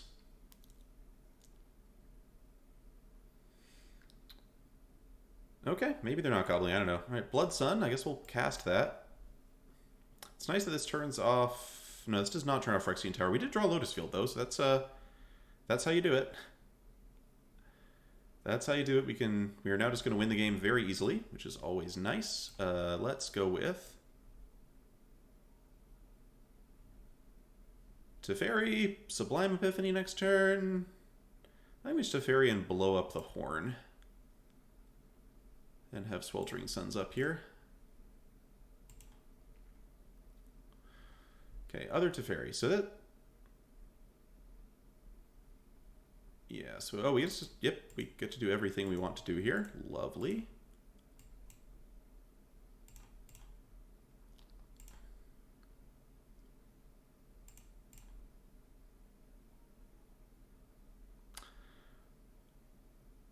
Okay, Goblin War Chief is fine.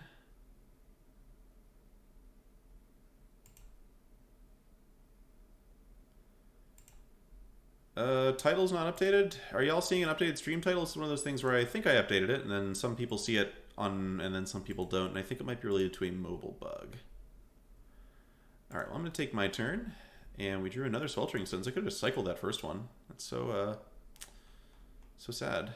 Another Tail's End. Alright, we'll just go ahead and kaboom, and just hold up Sublime Epiphany, I guess, and just kind of chill. We're chilling.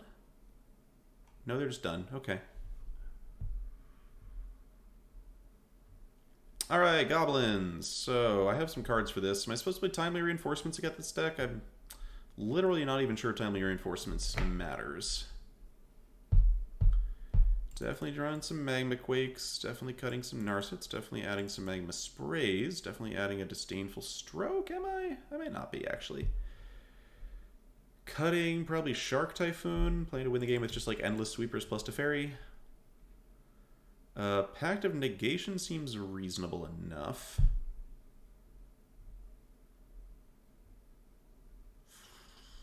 If somebody could post the link to Temur Twin, or to the Blue-Eyed Twin deck, that would be great. Yeah, Blue Hulk Epiphany, Gross and Cube. It should still be Gross here. I don't want to cut all the Shark Typhoons, but this seems about right. Commit Memory might be a little weak. Without Narset especially. Try like having one more Typhoon in. But yeah, Teferi was great there. I still think this deck could possibly just be Blue-Red or Temur. I don't think you need Teferi especially. But I haven't played it, and I played it for one game, so I don't actually know what I'm talking about. Sure. So, Salinity Vision can help me dig for Tail's End, potentially. Almost played the Lotus Field first. Really have to not do that. Really have to never misclick on that land. Okay, we drew the one Typhoon. This could have been a Commit to Memory. I think I'm pretty happy with Typhoon instead. Goblin Ringleader is here. That's not great. Second Magma Spray is not bad, though, so I could just Magma Spray the Prospector and try to keep them off of Ringleader for a bit. I think I'm okay with them getting Ringleader out. I could wait until their draw step to, like, figure it out, but I just really hate the idea of my opponent, you know, untapping and seeing a Krenko or something. With the Skirk Prospector in play to turn all the goblins into mana.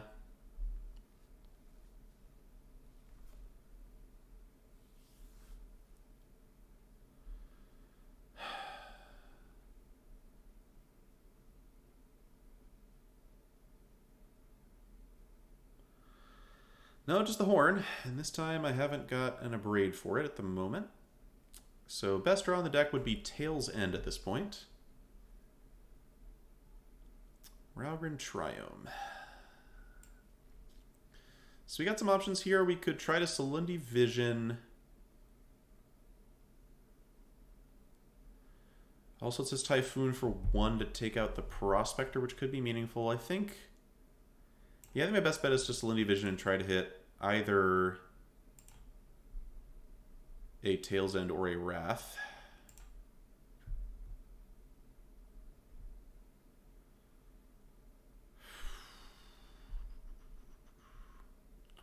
Wow, Flagstones of Trocare. That's kind of sick, actually. Alright, so War Chief's coming down. That just lets him cast a Ringleader for 2, which is very unfortunate. I don't like that very much. So yeah, I think my play here is just a Vision, and yeah, I think killing the Ringleader's not, or the War Chief's not going to do a ton for me here. They hit Krenko, Legion War Boss. Really? That doesn't seem great, but okay. Good evening, Anaphylactic.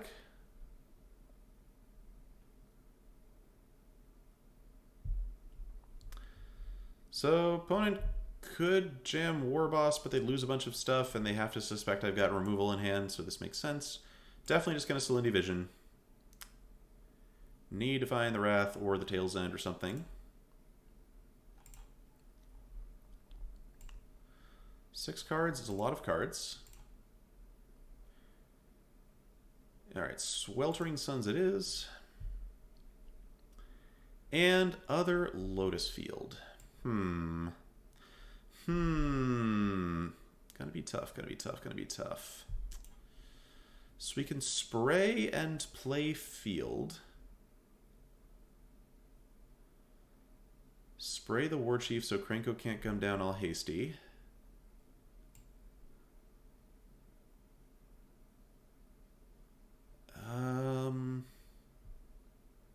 There's not like any particular reason to play the field out here, though. I guess I should just go with...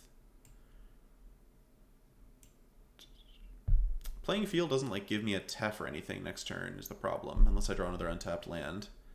So it's not like doing a lot for me. It does set up double red, which is what I need. I just feel like the... Yeah, I feel like this is just Triome here. And then I'm gonna want to spray the War Chief now, I suppose.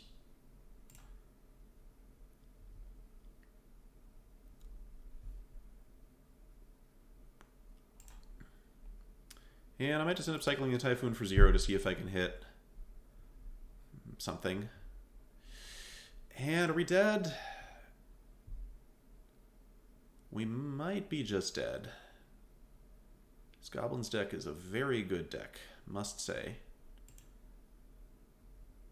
Oh yeah, just get to jam. Yeah, we're super dead to this. Okay, not actually a question. All right, did we learn anything from that experience? Commit versus Typhoon wouldn't have mattered. They just came out way too fast for us to do anything. Let's just run it back. Try to be on the play and have Blood Sun is I think what I've learned there.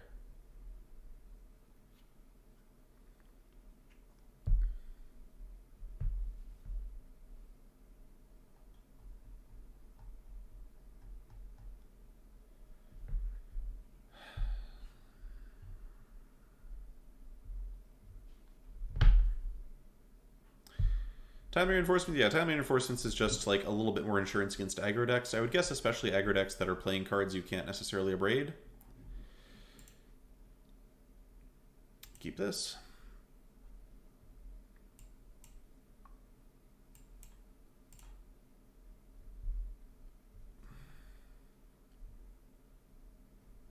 Yeah, I think this combo is probably pretty decent, Sanctum. Wouldn't be surprised if it were, like, quite reasonable.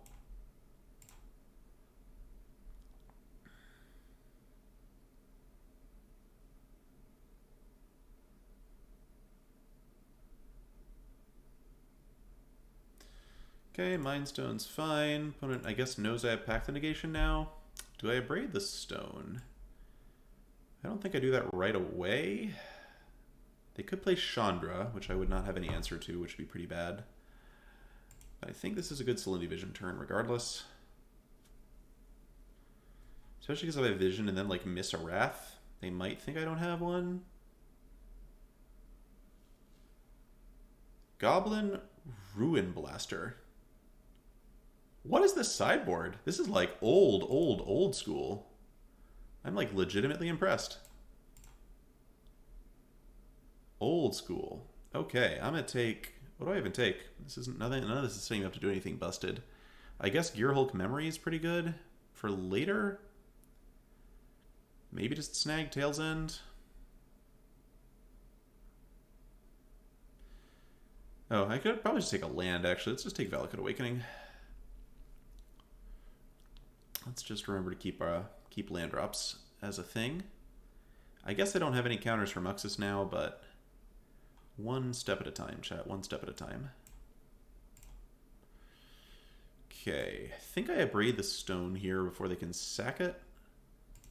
And then anything they play next turn I can just wipe out with Sweltering Suns.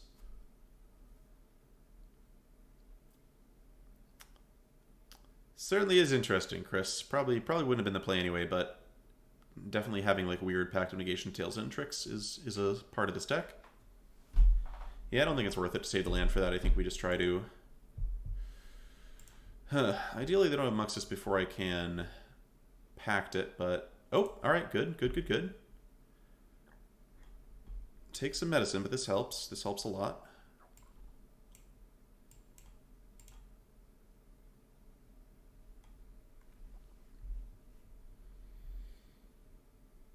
Okay, this is all well and good. We're almost getting to the point where we have Gearhulk.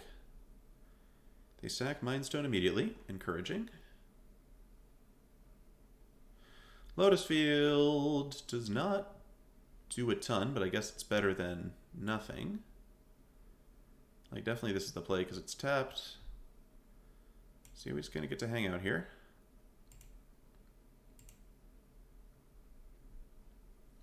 I just kind of sacked 2 random lands there. Those were... I shouldn't have sacked the canal. There was no reason to sack the canal. I'm not running Castle Vantress or anything. Goblin Matron is A-okay, bro. Sure. Bro or sis, I should say. I do call everyone bro. I picked up that habit from my wife's sisters, who call each other bro. That is a Muxus. Okay.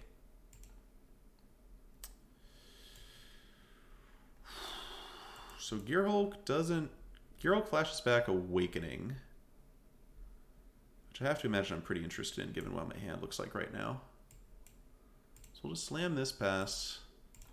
See if the opponent's down for running Muxus straight into a Sublime Epiphany.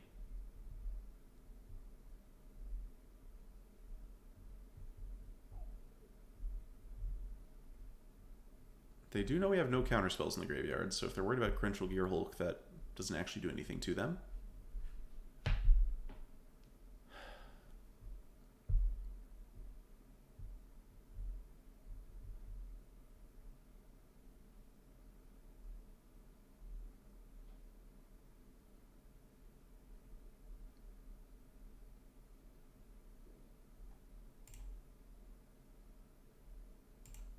So this is actually kind of smart. Swing with Matron first. I'm not going to block Thresh and Gearhulk just to block that. And then they go Krenko, which I think is fine. I think Krenko is okay. Basically, it just me want a Gearhulk for Salinity Vision, which gets me Magma Quake or Sweltering Suns with like high probability, I think. You can also Gearhulk a Braid and just kill the Krenko. It's gotta just be better, right? It's gotta actually just be better.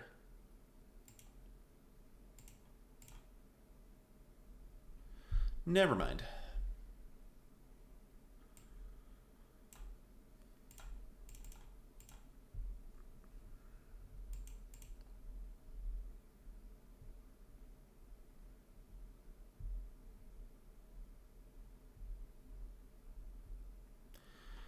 Conspicuous Snoop, you got it, friend?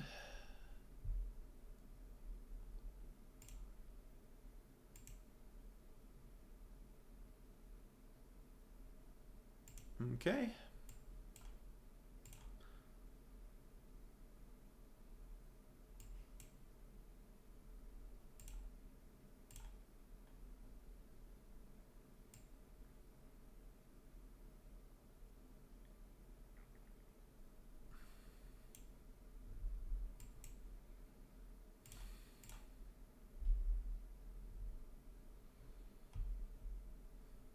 Sweltering Suns is pretty good. Might as well jam the other field, I guess. There's no reason to actually tap these. Let's just play field. Get rid of island. This thing. Smash.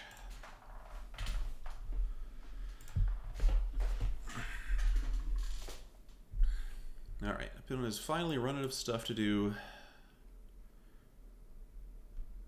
We handle Muxus. They are going to attack, sure. Question is, do I cycle the Sweltering Suns? No, Sweltering Suns means I win next turn by attacking with Urolk if they can't kill me with like a chieftain or something. So can't imagine that would be the play.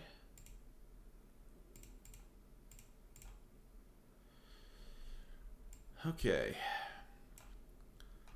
So I'm going to attack here. I'm going to hold up. I played both Magma Sprays this game. I have only played one, so if they do have Chieftain and threaten to kill me with that, I can at least try to cycle Sweltering Suns into Magma Spray. Drawing 0 copies of Magma Quake is a little sad. Put those especially in the sideboard for the goblins. Shatterskull Smashing. You got it. Chieftain plus Castle Embereth does it. So that's all they need. And I'm going to cycle Suns here, I think. I think I'm supposed to do that here. We have like enough cards we can draw that are meaningful. Blood Sun, alright, cycles. It's fine. Tail's End, alright, that'll stop certain things. Can stop Castle Embereth. Also shuts off Castle. That's true. They don't actually have Castle Embereth, and we've got this. Top deck war against the 1/1. Our control deck did kind of everything it wanted to do, and we're still maybe just going to lose to this 1/1 or a hasty 2/2 of any kind. Yep. Disappointing. This is like... Yeah. That was disappointing. This deck does not run any castles. Blood Sun kind of makes it a little bit silly to run castles in your deck. Yeah, it wasn't much we could have done there. I mean, we kind of, I guess, gave a little bit of our card filtering to have a better sideboard against them, and then we just couldn't keep a win condition in play. Weed Magic, what did I just say? What did I just say? Castle of Antris does not work with Blood Sun. Having Blood Sun in your deck makes the castles much worse. Yeah, this deck, it caught on fire recently. Yeah, I think you're supposed to play this as Teamer if you're going to play it, but we're not going to build another deck right now. Alright, so we're right back to... I'm going to switch over to some Standard, I think. I've been really enjoying playing Blue-Black Yorion, and I think I just want to gain a few ranks here. Try to hit maybe like Diamond 3 or something today. Yeah, Chris, I think the best you're probably going to get out of Value Escape is like Elspeth or something.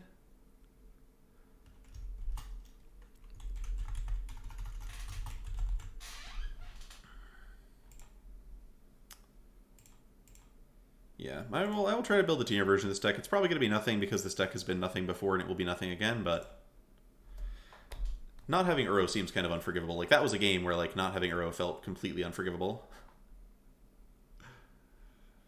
And Acker says, no, I don't think it should hit Castle Garenbrig. It doesn't hit Lotus Field for the same reason, so... Or would it? It doesn't show off activated abilities. Yeah, Ox is a thing, maybe. But, like, I feel like I would board out Ox against Goblins anyway. I'm gonna mull this hand. Uh-oh, chat. Uh-oh. Is my winning streak with this deck gonna come to an end? Alright, so, against... I have no idea what this is. We're gonna keep the cards that have the potential to deliver us 2-for-1s, I think. Can't keep Clean Dust really because it's too risky. It just gets stuck in hand. Alright. And to add good to better, we're up against better to good? Insult to injury? Whatever. It's Gruul. No Innkeeper, though. No Innkeeper is pretty pog.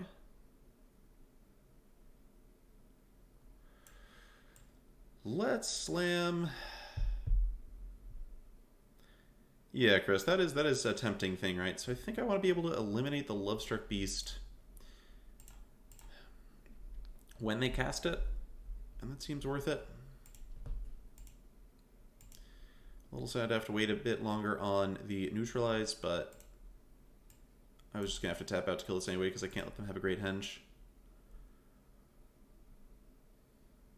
Alright, Mazemind Tome's not terrible.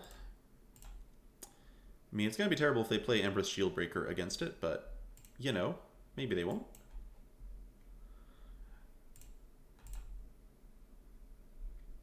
Tome, definitely not what you want to see in your mulls to 5 necessarily, because it's pretty hard to find spare mana.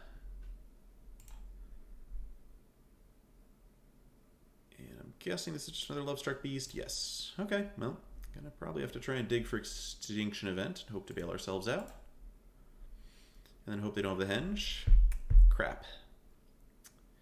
Yeah, I feel like I actually do have to just keep the Triome here. I don't think I can afford to miss a land drop this turn, and we're just going to, you know, neutralize if they Great Henge. We can cycle a Shark Typhoon to block the Lovestruck Beast and save 5 life if we have to.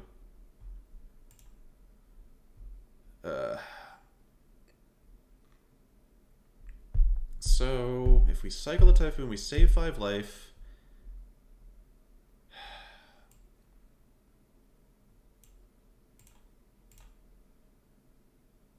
I think I'm going to take the risk that they get down Great Henge here. I guess the other thing is that if I'm holding Typhoon for a little while, I might actually get to make it a real creature eventually, which is like a way to come back into the game. I think I'm actually just going to come back into the game through Yorion, or try to. Yeah, they could also run a Cleave and a neutral. Oh, right, they play Embercleave in their deck, so I should just assume that's what's going on here. Right, literally forgot about the magic card, Embercleave. Literally forgetting. Alright. Yeah, I think holding Shark Typhoon's a way for me to try and win this game anyway, so we're doing this anyway. But beating Gruul is already hard enough. Beating Gruul on Multi 5 is pretty bad. Pretty bad times. Could also just name Odd. Could name Odd and put them at 2/1/1s attacking me, and then they can't cast Great Henge. That actually sounds better, because they could just brush fire me. Let's just name Odd, clear out the beast.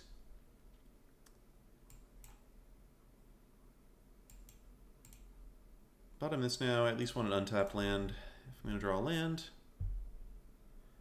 Okay, we might actually run the opponent out of stuff to do here, if they have Great Henge in hand or something. Sick. That looks great.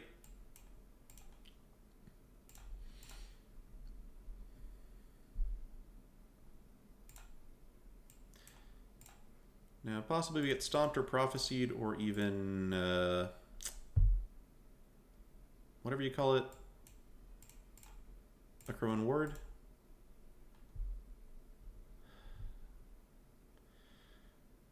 Yep, a Crowin Ward comes down, that's fine. We've got a bigger shark. I have the bigger shark now. The problem is the shark lets them cast the Great Henge.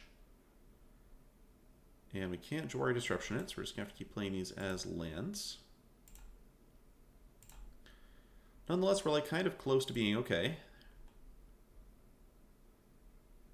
Kind of close. There are a lot of things we need them not to have. Alright, well now I feel very silly about not drawing a card off this at some point to make this Shield Breaker worthless, but at least it's not a Great Henge. It could have been a Great Henge. I wonder if I'm supposed to draw this card, actually. I got my Shark back. They can't sack my Shark. I think I'm actually just drawing this card. Never mind. Another Jawari Disruption. Can't do anything with that. Goodbye, Maze Mind Tome. Maybe now they'll try to play Henge? Dope! This deck is something, chat. This deck is certainly something. Alright, I do believe we're cycling now. Trying to just block a token, keep my head above water. Yeah, Girl Adventures is the best deck in Standard. I don't think that's been a question since the last set championship. Well, that's a Nugan. I actually have mana for this, don't I? That seems good. We're out to Questing Beast for the rest of the game forever, but we can also just kill Innkeeper. So let's just go Ugin plus kill Innkeeper here. That's much better. So we'll do that. That was 3 disruptions in a row, I think, not 4. Alright, we actually might just win the game with Ugin now, so we'll see. Off the Mold 5. Classic. I'll take that Shark back, thanks. Shoop. Can't even Great Henge me? Shoop, this matchup is still kind of iffy. I wouldn't call it terrible. Yeah, I bottomed one and we drew. I think we had one. We had one earlier in the game, I thought. Maybe I'm wrong. Anyway, what is the sideboard supposed to be against Gruul? Somebody remind me. It's this. Let's cut these. It's these. It's this. It's these. It's these. It's... Wait. I put something back in that wasn't supposed to be in here. It was... Weed Magic. Wipe the board was definitely not the play there. I get their 2-1. And I don't get my 3-3. It like actively makes the board worse for me to wipe it. I also lose to Questing Beast. Anyway, so I used to cut Solemn in this match, but I'm not sure I'm supposed to cut Atris. I cut Elspeth's Nightmare on the draw. It's not very good. I cut Thassa's Intervention. I cut Midnight Clock against the Shield Breaker deck. I probably cut some number of Maze Mind Tome as well.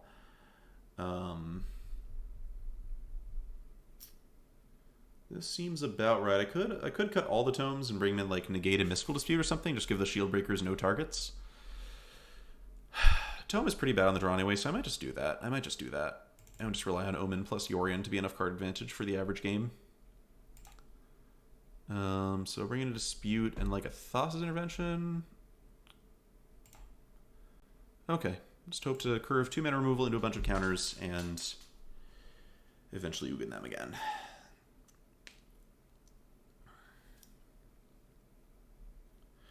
Which podcast do I listen to is the question. That sounds very good. I listen to Limited Resources sometimes. Basically, if they have an episode that's not about drafting the current set, because I'm never drafting the current set, but I just like those guys. I like Luis and Marshall. I listen to Constructed Resources. I listen to the Bash Brothers podcast sometimes. I listen to... what do you call it? The Game Podcast. Of course, the Game Podcast is probably my favorite Magic podcast at the moment. All right, and this, I believe, is just going to be... I think we just kill the Innkeeper. Atris can block the Brushfire eventually. Yeah, opponent like double mold, right? So I should just kill this Innkeeper here. A little tricky. Heartless Act can take out Questing Beast. Eliminate can take out a Vivian token or a Scavenging Ooze. I think it's slightly better to be able to handle a Questing Beast, but possibly irrelevant either way. Alright, Atris looking like absolute gas here, by the way. I was on the ArenaCraft podcast earlier on. That was kind of how I got my start in a way.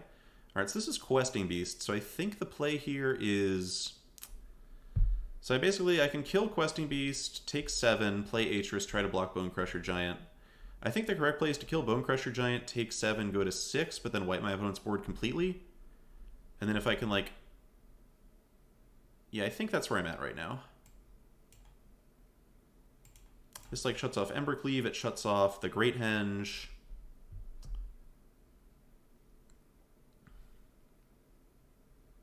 A little risky if they have like another questing beast or something. I'm obviously in a terrible spot, but they curved out nicely. We're doing what we can to keep up. Atris looking, honestly, not that much better than Solemn here. But they didn't cast Bone Crusher Giant. Now the question is, do I just sit here? I have 3 counter spells. Like, the easiest way for me to lose is my opponent just casts Vivian here. I'm like wondering if it's even worth it to tap out. If they play Vivian, I guess it's not awful, because Atris can sort of attack into Vivian pretty well, but no, it's pretty bad. Vivian's pretty bad. I wouldn't want to see that. I actually think the play is just a pass. Crazy as it might seem. And now I'm going to actually cycle Neutralize, because I just want to start hitting land drops. I want to be able to cast Atris with basically Essence Scatter and Negate up. Now that I've drawn Soul Shatter, Vivian doesn't kill me anymore, so I am going to cast Atris. And look for lands above all. Yeah, it was right after DreamHack Bottle Brush. That was when I got launched into things. 2 lands. Superb. Superb. At least Atris can block a Questing Beast once.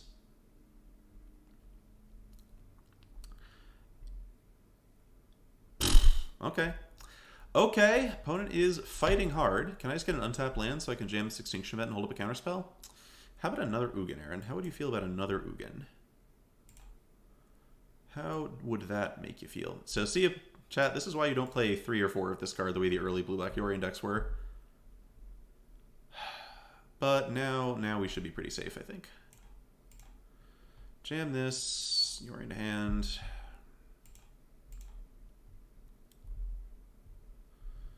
Not even dead to tapping out and getting Questing Beasted, so that all feels great.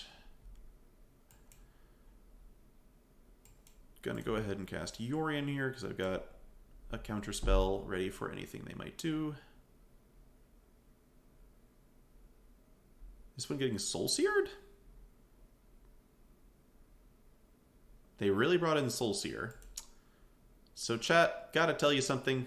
Don't bring in Soul Seer against this deck. It doesn't do anything. It doesn't do anything.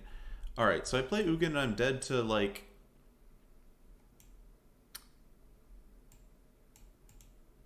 is it really what you're supposed to do? Is it really what you're supposed to do? It kills Yorion. How often does this deck cast Yorion? How often does this deck cast Yorion against Gruul in a position where it's not already prohibitively ahead? Ninja Monkey, Yorion hits Atris, Omen of the Sea, and Maze Mind Tome. And enough cards in Standard kind of do overlapping things that I don't think you're giving up a lot to play it. It's also just a 4/5. So it does enough. Occasionally you can blink like an Elspeth's Nightmare or something like that. I play 1 Midnight Clock. You can untap Midnight Clock for extra land. Extra mana at the cost of all your counters. Yeah, no problem, Ninja. I still like this deck a lot. I think Gruul is the best deck in Standard. I think this deck probably has a favorable matchup against everything but Gruul and Rakdos.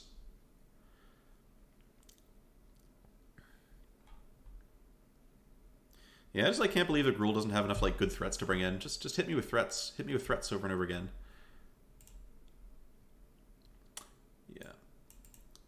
Yeah, this deck, I have been beating the absolute stuffing out of both versions of Rogues when I've played them so far. Just 80 cards is too much for them to mill. 2 Cling to Dust is really good. And playing 4 Shark Typhoon main also gets them really hard, I've found. I have not seen Gruul bring in Robbers yet. Is Gruul playing Robber in the sideboard these days? Robber would be perfectly fine. No reason that couldn't work. It appears that I'm up against White-Red Control, which seems like a matchup that is not going to be great for them. The reason I didn't cast Maze Mind Tome there is I was a little bit worried about Skyclave Apparition or some other way to kill it. I'd rather play Maze Mind Tome later when I can either protect it with a counterspell or get at least a little bit of guaranteed value off of it. Crawling Barrens should be good against what our opponent's doing if it's control. I definitely want Ugin in case this is Transmogrify, and also Ugin's going to be great anyway.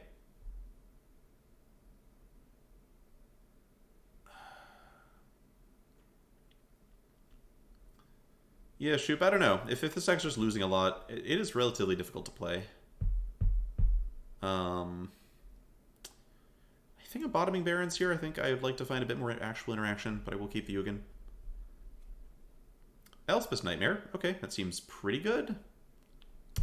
So the problem with Elspeth's Nightmare is if our opponent's hand is exactly Omen of the Sun plus Transmogrify, they're going to get a Dream Trawler, and it's probably going to kill us.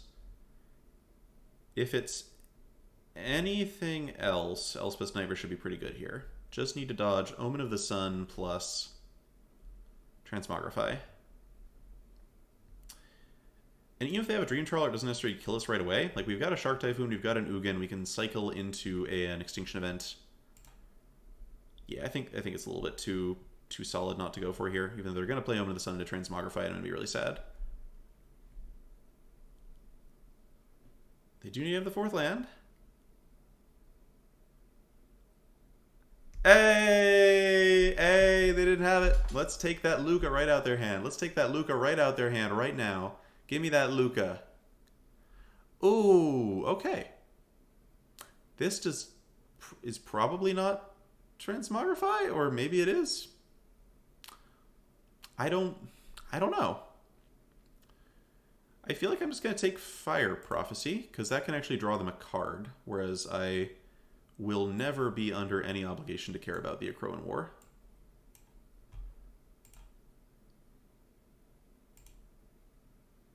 Is this Transmogrify into Archon as a deck? Doesn't sound like a deck, but I'll take your word for it. Doesn't sound like it's a thing.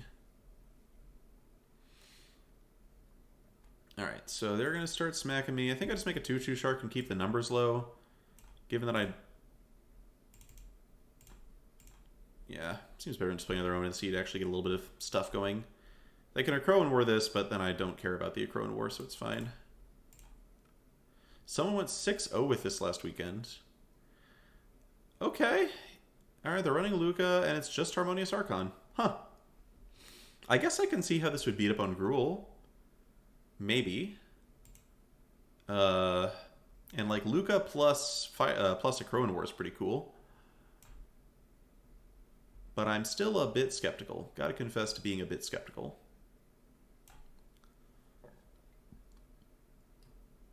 What do they run into? They beat Esper Doom Foretold.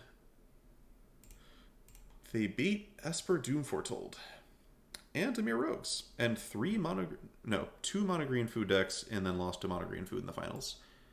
Very interesting. I would generally not expect Harmonious Archon to be good enough for this kind of position, but I guess a lot of decks have trouble killing a 6-mana 4/5, huh? Opponent is absolutely welcome to have my Shark. Enjoy my Shark, opponent. It's yours.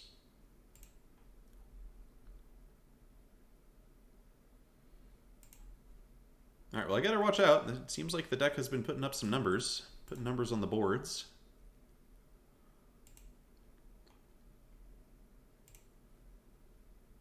Oh, they lost some of those games? Maybe. Okay. So we got Neutralize up. I assume this turn's just going to be Neutralize plus use Maze Mind Tome. Atris seems pretty reasonable. Sure. Keep Atris. Yes, they can obviously try to like Transmogrify the Shark. They need double red for Luca. Yeah, I believe they can get a pretty good clock going. I'm just not super concerned. I've got Ugin in my hand, which is the main thing, and I'm not sure their deck can beat Ugin with any degree of ease. Alright, so now I would like to search a little bit around to find maybe an Extinction Event would be fine. Shark Typhoon. Oh, Ashiok's nice. I get Ashiok plus Bloodchief's Thirst, and then if they play Harmonious Archon, I guess I can't really Ugin it. Next turn I'm probably just going to play Atris, right? Atris hold up Neutralize. So I think I'll keep Shark Typhoon and maybe put Ashiok back. Seems weird, but I think like Ugin's enough to win the game basically by itself. I just need to not die to like some accidental thing. Oh look, Extinction Event. Seems good. Seems pretty good. But do I need it now? I can wait until I cast Harmonious Archon, right? So maybe just go Atris. And we got the 4 life off a Tome, so the 1/1s. Yeah, like I get the theme of the deck, and it's cool, and I can see how it could win some games. I'm just not particularly bothered by what's going on here. Definitely going to take this in hopes of hitting some lands. I guess my hand's kind of full now, huh?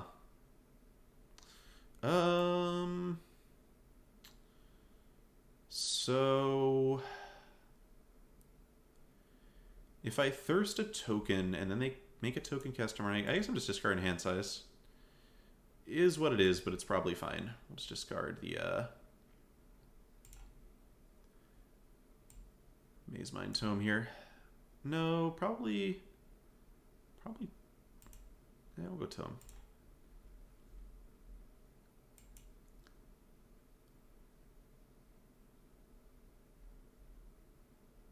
I mean, Ox against Rogues makes a lot of sense, right? Against Rogues, you're just trying to win with tokens plus removal plus Oxen.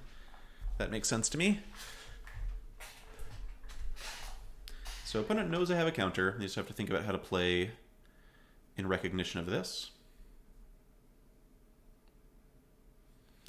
Alright, yep, makes sense.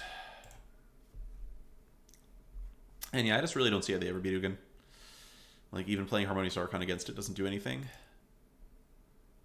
Okay. So, I mean, they've got Elspeth Conqueror's Death, right? Let me see this list here. I'm seeing 2 Elspeth Conqueror's Death, which can get back Harmonious Archon, except I've got Cling to Dust, so it can't.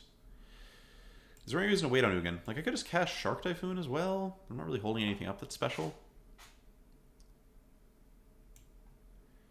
I'll just Ugin them. This is fine. Okay, opponent also thought it was fine. Yeah, opponent does not want to see my deck. Opponent wants to see Gruul, I think. So, Cyber Against this is interesting. It's got like a kind of weird set of things going on where I do want to be able to stop Archons, and fast Archons especially. I think I want Negate. Negate counters every spell in their deck but one. I guess I want second Ugin. Bloodchief's Thirst seems bad. Eliminate seems very, well, like Eliminate's not the worst because it can at least kill something in response to Transmogrify, but I don't think I want that many of them. Essence Scatter seems bad. Soul Shatter hits Luca and Archon. The problem is once Luca's come down, that means you're just getting an Archon immediately. So Soul Shatter seems kind of slow for that purpose. I don't think I'm too interested. Cling to Dust is like okay enough at just drawing cards and hitting Elspeth Conqueror's Death targets. It's fine. Shadow's Verdict seems nice. Just like sweep their tokens. Maybe? I wonder if they would go on the Oxen plan against me. Like, probably not. I could just bring in the third Cling. Yeah, they're a Transmogrify deck. I'll bring in the Eliminates, and I'll bring in a Cling.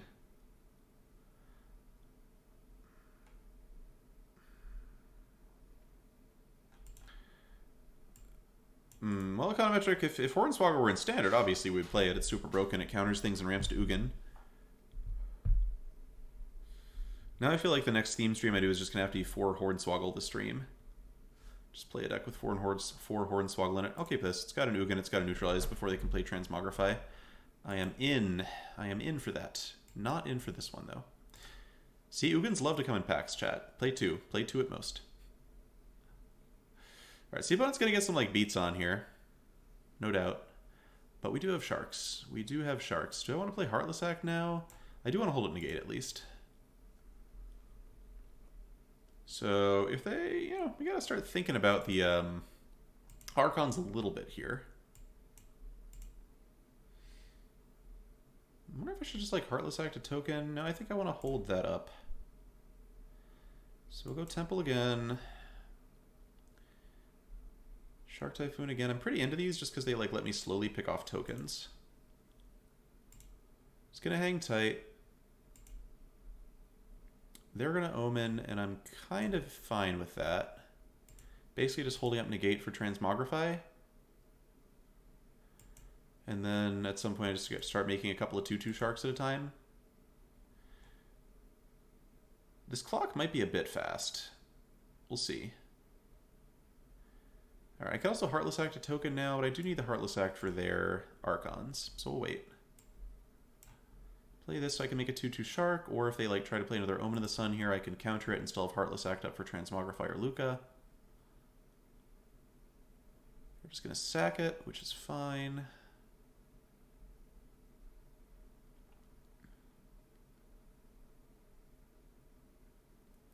Yeah, compared to Dream Trawler, Harmonious Archon is just such a downer.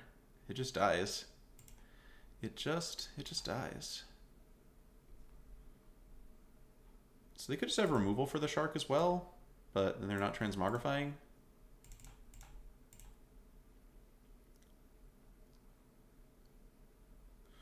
Do they run Transmogrify? That's a good question. I mean, I assume they did.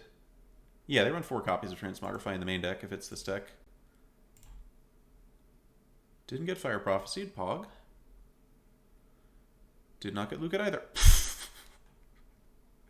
You see, chat? You can never take your eyes off these Ugins for a second. They love to just show up. They love to just show up. Not even for a second, chat, can you take your eyes off the Ugins.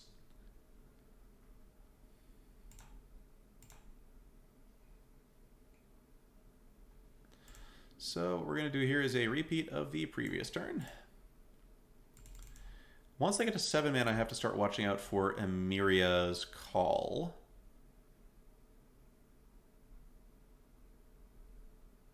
Because that, the Sharks are not going to handle by themselves.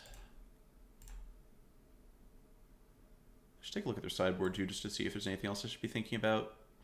Doesn't really look... Chandra Heart of Fire. Okay, Chandra Heart of Fire is one to think about. Oh, they just cast it. Look at that. They just cast the Chandra Heart of Fire. That's cute. So Ugin does wipe this out eventually. We're going to have to get there. And Chandra is very annoying in the meantime. Very annoying. So well done, opponent. You slipped that one right under me, and my Sharks don't stop it. Huh. Well, the Ugins are looking a little sluggish, I must confess. I don't even think I'm supposed to attack Chandra, because I attack Chandra, she pokes me. I could attack Chandra and cast Extinction Event. No, I think I just chill, put Yorion in hand, so I have something to do on turn 7. Discard... I think I just discard Spare Ugin. Is that crazy? They might have Elspeth Conqueror's Death in hand. Huh.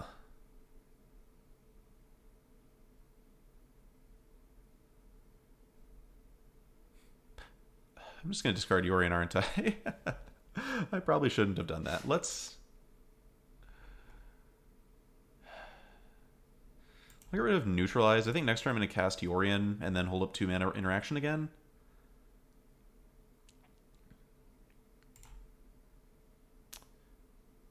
This is admittedly very annoying.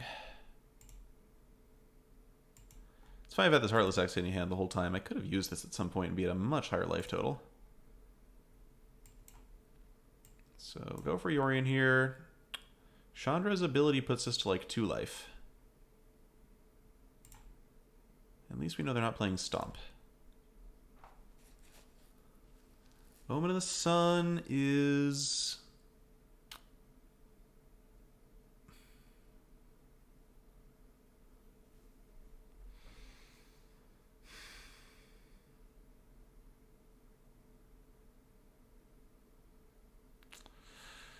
I think I might have to negate that. The reason being that if I let this resolve and I try to play Ugin, if I let this resolve, I'm going to go to 1 next turn at best. And then I just die to a Castle Ardenvale token after Ugining. I need to not be at 1 here at least. My hope here is that they untap, go ECD the Yorion, put me to 2, and then I Ugin. And then they lose. They can Harmonious Archon put me to 1. This is fine. Yes, Chandra goes face. I'm quite aware Chandra goes face. We're going to have to wipe her out. Alright, so we are going to 1, but we're not dead. Shredded Sails, huh. Oh, no, we're going to 3. Wait. Shredded Sails deals 4 damage to our creature with flying. What?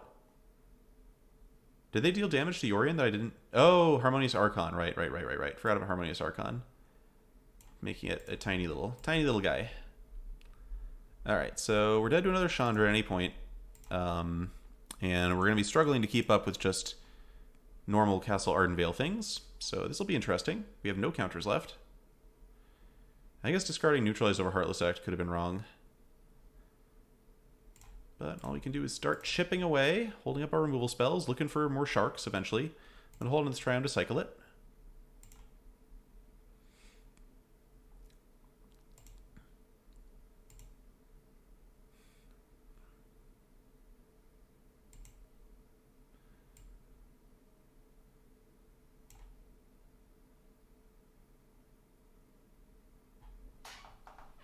Like, we have a lot of ways to get around them. We've got, like, Ashiok and stuff. Any kind of, like, permanent blocker. We got more Shark Typhoons.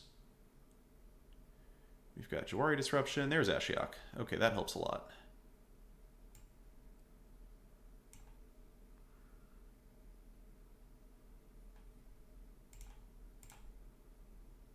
And Heartless Act lets us survive even through something like a Fire Prophecy. I don't think Jawari Disruption actually does anything at this point. So put down the Ruin Stepped.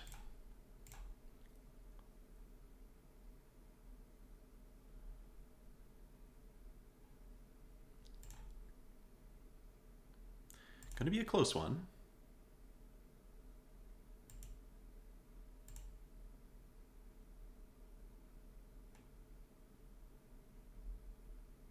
Wow, okay. That was a very early concession, considering that Chandra Heart of Fire still was going to kill me. But, I definitely know the feeling of playing against this deck and feeling like it's hopeless. Pretty tense. I was impressed with the early token beats. They got around me nicely. Having a lot of instant speed tokens was solid. Cool deck. Cool deck. I did at some point make a resolution not to play decks that just lost to Ugin, but it was a cool deck. I'm glad we had Ugins.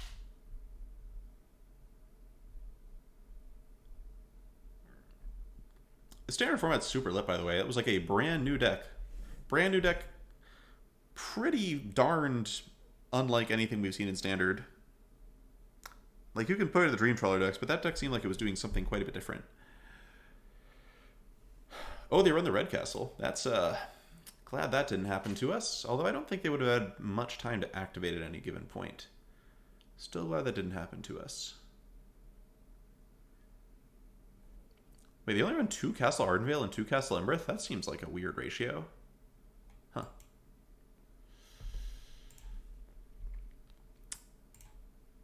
Yep.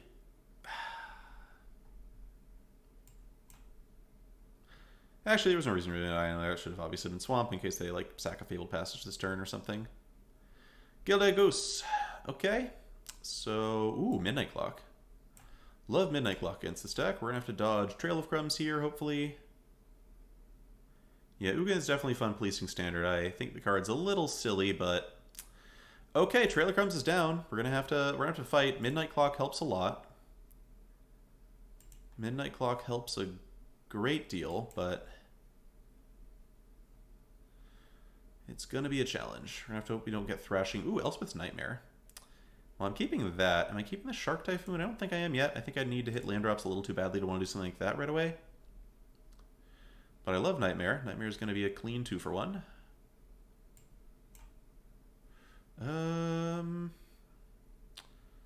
Still think this is supposed to be the island. I'm just never really double black spelling with this deck.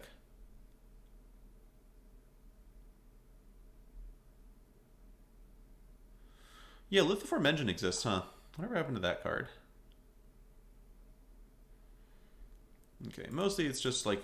I'm pretty glad I put the Nightmares back in the deck. I played without them at the Grand Finals and it felt fine, but it's really nice just to be able to see your opponent's hand and have a sense for how your removal is supposed to line up against them.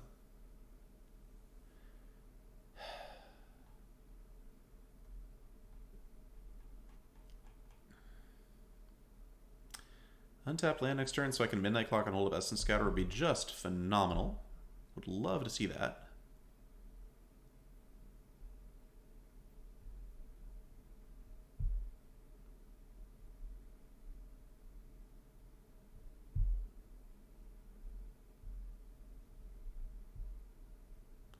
This matchup I found to be close so far. Having Ugin helps a lot. Eventually you frequently just cast Shark Typhoon and get them. Ah, there's the Extinction Event. Lovely. Vivian, and... Alright, opponent's going to start Troll Kinging me next turn, but I do have Extinction Event for that, so... should be okay, I hope. They've got the Brontodon for my clock, which is annoying, but... Clock. Oh, I get to scatter. I get to scatter the Troll Kings. This is fine, actually. Oh, that was literally the creator. That's alright, Cerizium. You know, I feel like I was just I think I didn't... After the first game, I had a feeling I would have known what was going on, but... Alright, Troll King's coming down. So I just don't think I let them get this much food right away. I just don't think I let them get this much food right away. Neutralize is lovely. Okay. So now we are just kind of chilling. We can, like, neutralize plus cling the Troll King. We can also just Extinction Event. Brontodon is annoying, no doubt.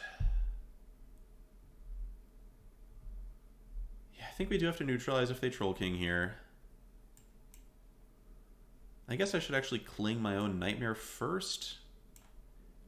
Wait, no, I'm going to cling their Troll King. What am I talking about? Am I going to cling their Troll King?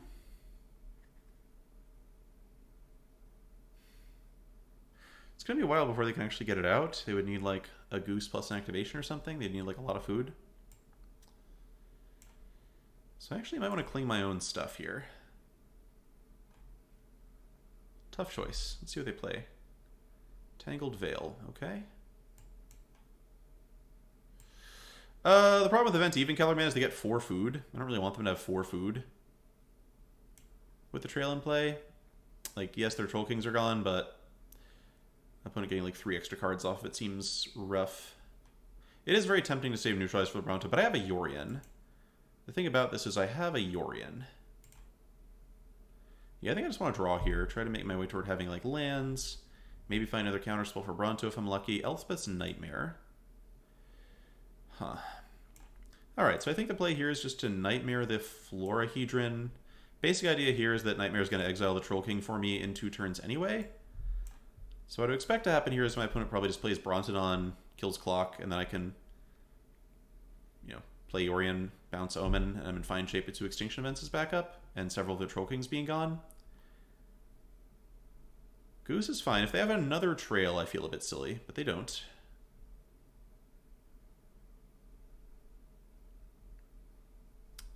Yeah, you could be right, Kevlar Man. You could be right. Okay, Clock's gone. We get to kill the Goose. Ooh, Sublime Epiphany. Well, that'll be nice soon. I am killing this Goose, right? Yes, I'm killing this Goose for sure. So we just need them not to rip another Goose or a trail. If they rip another Goose or a trail, then I've been a fool. But it's still unrecoverable from there because we will have Extinction Event for the Troll King. Jeez. I think I just want to be hitting lands as fast as possible because Sublime Epiphany is so busted. So we'll wait. See how this goes. They're on like a 6-outer? 5-outer? Never mind. Okay. Well, Extinction Event still looks great, though.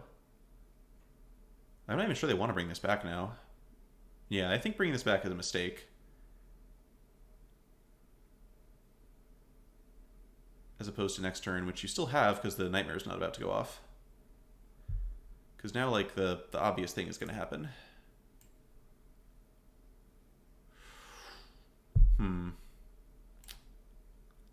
Part of me almost wants to save Sublime Epiphany for this freaking wolf. Like, I go to, like, some smallish life total. But then I get to Extinction Event both their Troll Kings. The problem is if I Extinction Event the Troll Kings now, they just play wolf. And then, like, Yorion just kind of dies and they get to draw 2 cards. And then I get Extinction Event their wolf and it's not so bad. But I'm, like, not getting anywhere with that play, right? I'm, like, not actually getting anywhere with that play. Versus, like, Blinking Yorion is incredibly sweet. I'm at 20 life. I'm at 20 life. I want to take advantage of that. Rumty's recently ran 0 copies of Trail. That's something. I mean, just Mono Green Great Henge is a deck. I saw a version of this deck from Alexander Gordon Brown that ran 0 copies of Troll King, which was interesting. Yeah, 6 is not 0. Alright, so opponents playing it safe. They're, like, predicting Extinction Event or something here. I'm still going to Epiphany. The main thing was just to get some card advantage going. So we're going to counter. We're going to bounce.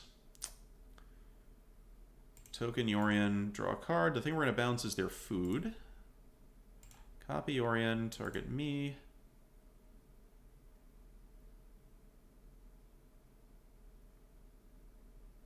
Haha. That is amusing, Color Man. Are there no trails for rogues either? I guess that makes sense. It's not that great. Keep you.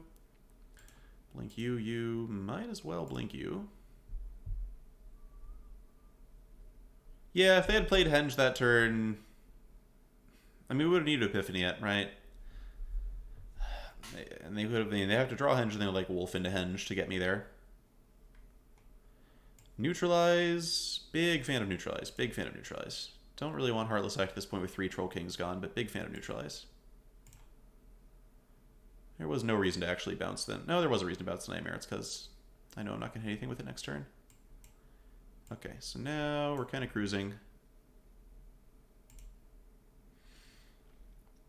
Now we're kind of cruising. This is like, in a couple turns we get to Hardcast Shark Typhoon or something.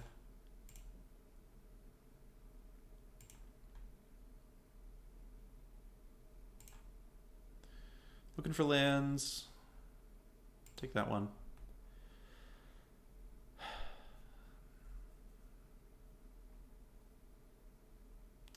I think this is okay. It's not killing Yorion. It's not really threatening my life total. Okay. Shark for 1. There's a question. Shark for 1. Don't hit Shark for 1. It lets me keep attacking with Yorion with impunity, which is nice. I think it's better than not spending any mana here.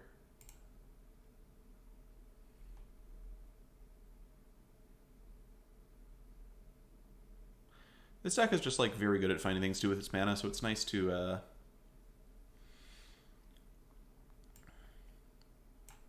not just spend time sitting around not doing things.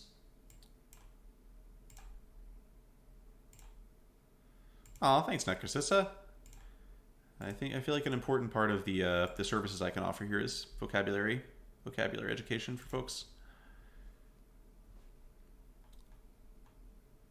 All right. Easy Shark block. And we got the tomes going, so it's looking pretty over.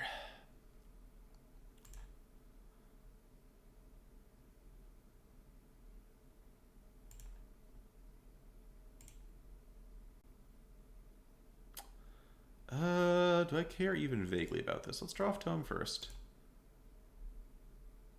Omen.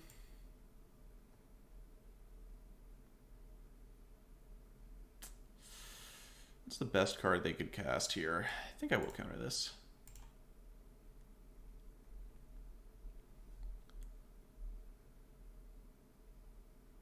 Oh, hey, it's Eugene. Lovely. Lovely, lovely, lovely, lovely. Okay, so we could Eugene -2, get rid of Trail. Probably just Extinction Event here. Again, it's like, what's the best thing they could possibly cast?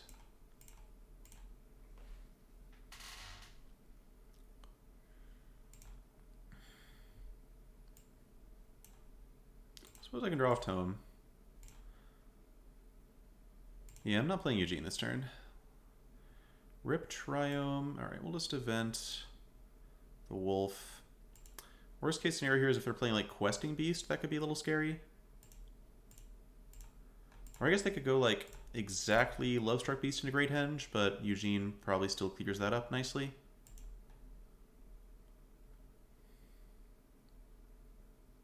Okay. Alright, Extinction Event is such a ridiculous sweeper. Just makes so many of the usual things that are good against decks bad. This matchup's tricky. Cling especially is one I always struggle with. Like, it does hit Troll Kings, which is very important sometimes, but it's quite bad early a lot of the time.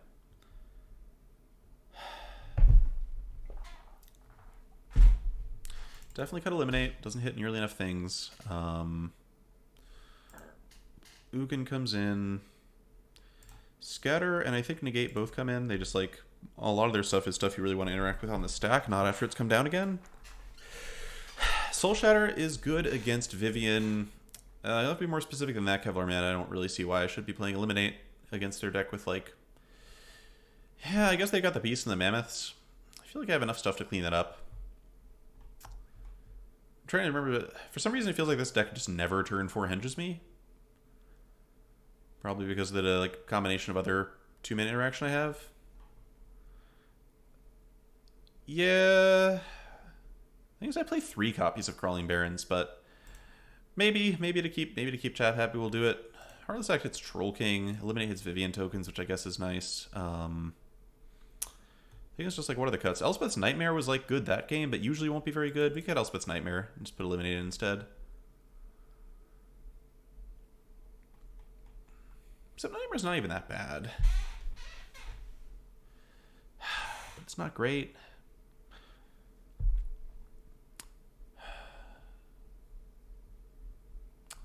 Tricky. Yeah, let's keep Nightmares out and maybe fire off.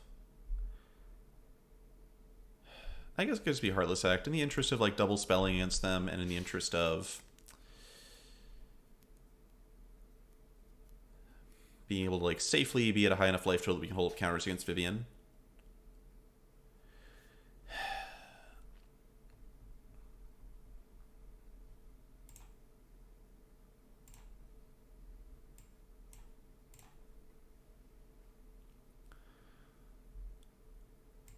Boarding out Goose seems a little crazy. Like, how are you ever getting your Troll Kings back?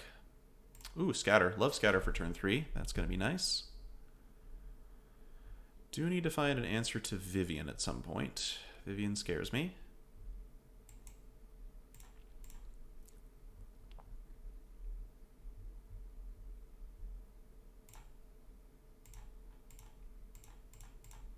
But Atris does help. Atris is actually quite helpful.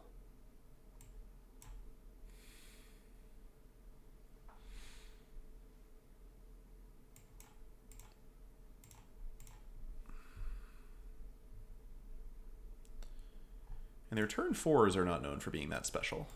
It's the turn 5s you gotta watch out for with this deck. Thrashing, Brontodon. Go for it. So, hard counters would be nice. We need to become Glory Disruption Aaron doesn't Granted really Check. count. That's Yeah, I the think goal. we're just gonna jam Atris this turn, so I'm just gonna look for good interactive spells we can cast after Atrising. Maze Mind Tome ain't quite it. Yeah, so we're gonna dig for Extinction Event above all here, I think, just in case they Troll King. Heartless Act is also a very good one to see. But yeah, when you play against these decks, sometimes you're just not going to be able to answer their stuff cleanly enough to stop Vivian. I guess I wouldn't mind an Ugin. I think we have the tools to survive to cast Ugin. Counter spells are not super valuable. Eliminate. Take the 2. Sick. Okay.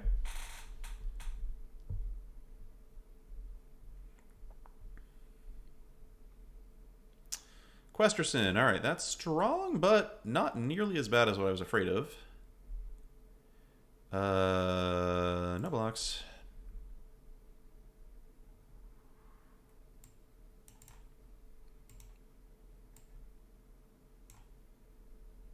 Okay, digging for not that. Not that at all. No thank you.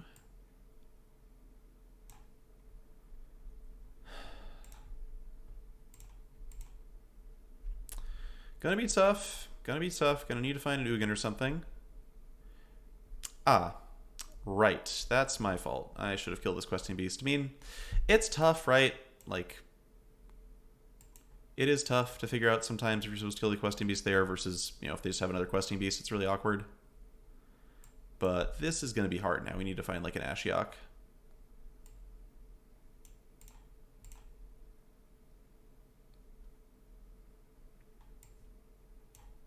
Hey, good to hear, Kai Clef. Good to hear. Definitely don't need more lands.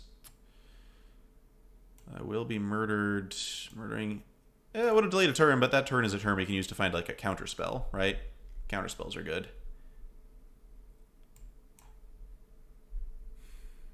So, yeah, we'll see. Ouch. Alright, opponent did not board out their Elspeth's Nightmares targets. Notable. I think I want the Nightmares back in. Extinction Event. Little late, little late. Alright, I think my best bet is just hoping they don't have a lot of creatures to follow this up with. I think I'm just going to play into Shark Typhoon and try to block a little bit. I do expect to lose here. Ouch. That is a questing beast. Okay.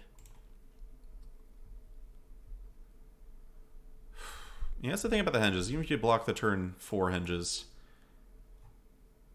you gotta be prepared to block the later ones too.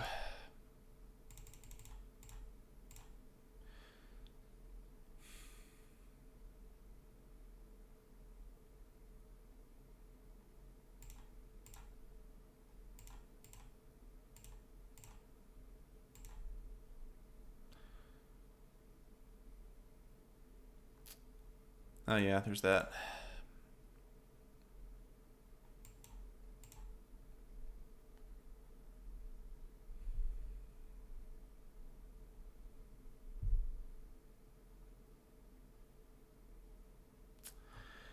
Yeah, don't know. I guess we have the extinction event for that. And they don't actually have... we could have attacked first. That's a punt for me. The 4 damage isn't very likely to matter, but still, it's like super clean, super obvious stuff. We've scryed a lot of nonsense to the bottom. I think we're holding Fabled Passage for now. And we're just about dead to Crawling Barrens, if they have nothing else.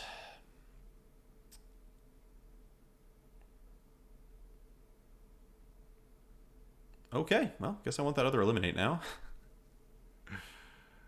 Hooey. Hooey.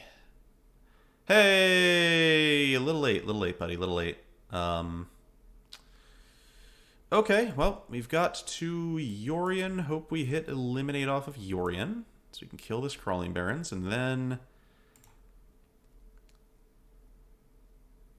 somehow Ugin back down. Scatter...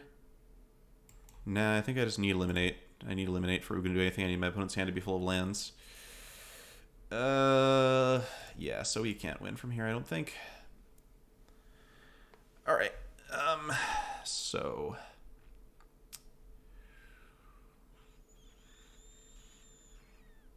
what did we learn there, if anything? I'm pretty sure I like Nightmare on the play.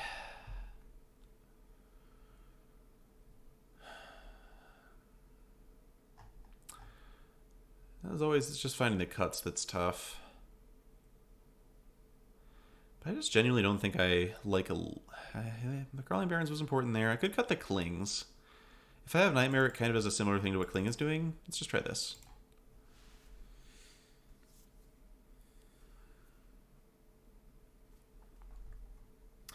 Oh, hey, new follower a few minutes ago. Thank you, Lars514, if you're still around. Okay, looks like a solid hand.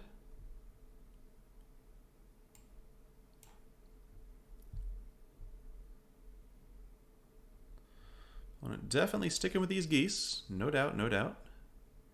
Atris is lovely. Alright, I do want to ward off the turn 2 trail. Still have time to draw the 4th land we'll need for Atris. Yep. No to that one. Thanks. Not today, Satan. Atris is so much better on the play. So much better on the play. And we even drew the land? Perfect. Perfect.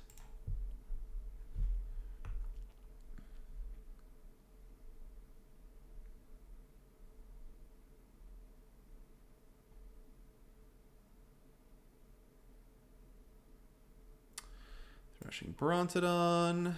Do I bother to neutralize this? Yeah, I think so. Not using mana sucks. Opponent doing a good job of navigating around Disruption, a card that they probably know this deck plays 4 copies of. Heartless Act is wonderful.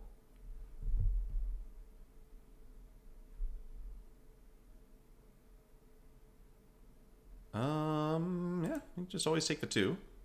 Especially when there's the 3rd land in the pile. That was definitely the right length of pause for, like, pile is just lands. Kazandu Mammoth. Witch's Oven. That's all well and good. It's all good. So we do need to kill this now so we don't get henged. Whoops. I was thinking about playing it and then was going to decide not to, and then I dropped on the battlefield by mistake. My bad. Oops. Definitely meant to put Yorion in hand that turn. Putting Yorion in hand was much better.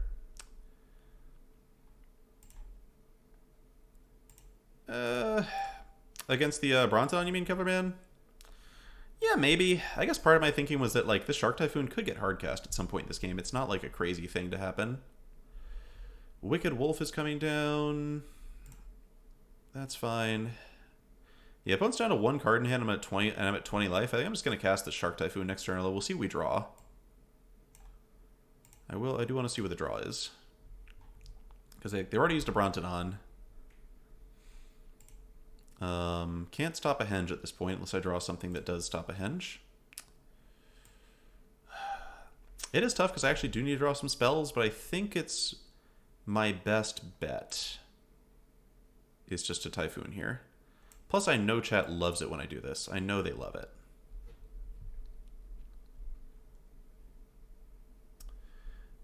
Gem Razor is pretty uncommon. I would not expect to see it. Alright, opponent just buffs the wolf immediately. Oh yeah, that makes sense. So that means they have henge, right? Yeah, they have henge, because that's why you would buff the wolf there. Alright, it's going to be a challenge. Would love some counter spells that counter creatures. Would love Sublime Epiphany. Negate is kind of not what I was looking for so much. You know, Okay. So...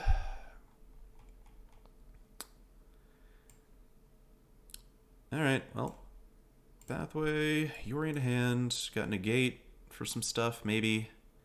Like, the wolf's not a concern. The concern is just my opponent drawing 50 cards and killing me by drawing 50 cards. But with a Shark Typhoon in play, many things are possible. Opponent just, like, whiffing on spells for a little bit is awesome, if that's what's going on.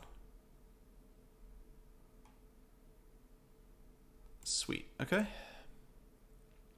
Come on, Omen of the Sea. Heartless Act, not really what the doctor ordered. Uh-oh, chat. This has been a series of pretty bad draws that are not any of my business spells. I might have to, like, pull some counters off this wolf. I guess I can cast Yorion, and then I can, like, remove a bunch of counters from the wolf in combat? Is there any reason to, like, hold this in case I draw Omen? It's pretty much trying to draw Omen.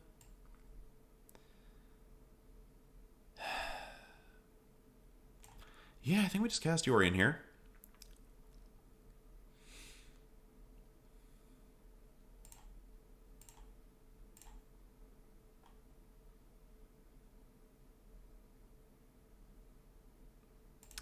I mean, I'm going to throw Joy Disruption at one of their spells, possibly. Probably. It's not going to do anything, but I will throw it at them. It's, like, pretty easy to get a Joy Disruption down here, I'd think. Oh, they actually have too many... They have too many food for me even to be able to stop this wolf from hitting me here. I'm just supposed to kill the goose. I mean, the wolf's not a big concern because I still do have a good number of sharks in supply, and I get to attack them with Yorion now. Omen of the Sea is also just an amazing draw at any point in this game. Alright. They can have unlimited goose. Do I kill the goose to, like, sort of slow down their food supply? And, like, get any kind of headway attacking them with Yorion? I think so. I think I just need to assume that at some point I'm going to draw a spell that does something. I would like to keep spending my mana here if I can.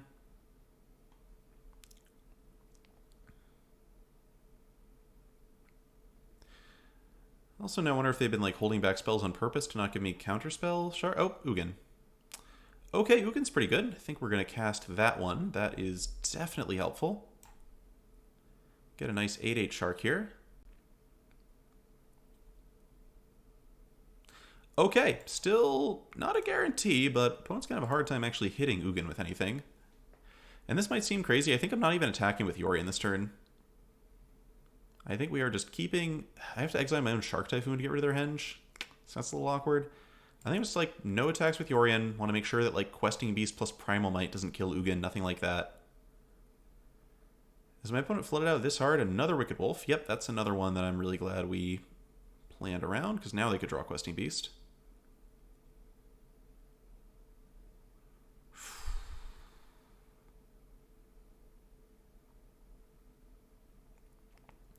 Love seeing them eat all of their food. That makes Trail of Crumbs much less threatening as a draw.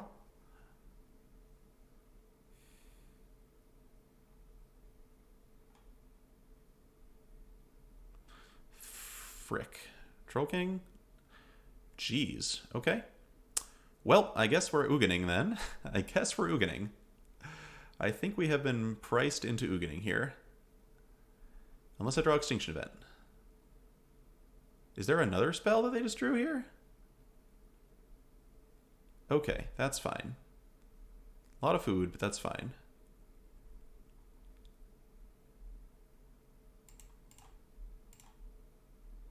Counter Blessings, we found the Ugin, we have a chance. Clear water pathway. Yep.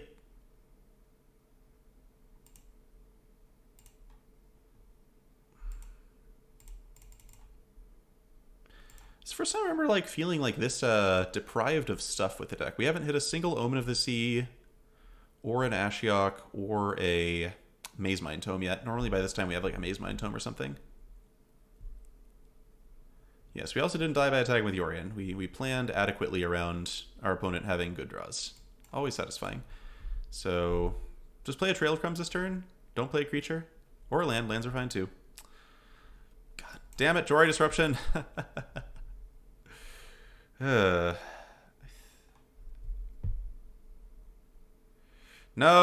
no. Come on, give me something, deck. Give me something. Omen of the Sea. That's probably going to be something, right? Give me Ashiok. I will take an Ashiok right now. Maze Mind Tome. Alright, drawing Maze Mind Tome and using it's the same freaking thing as putting on the bottom. I can sack Omen and draw, but then I can't actually cast anything, so we're going to do this. Elspeth's Nightmare! Oh god. Oh god.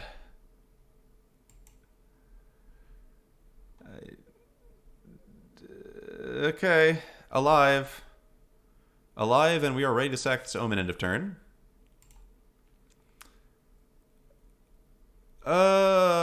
Big Tony, I did not want my opponent to have a great Hengent play. I don't know. I guess I had a Shark Typhoon there. You might have been right. Maybe -4 room was actually the better play. I was being silly. Oh, well, we get to kill the goose. Another Omen. Oh, an Extinction Event. Okay, Extinction Event's lovely. I will keep Omen and Extinction Event in that order. I guess we're super dead to Questing Beast at any point. Except we could hit Heartless Act off the Omen at this point, so it's not completely over. So we'll draw a Tome. Event on Odd.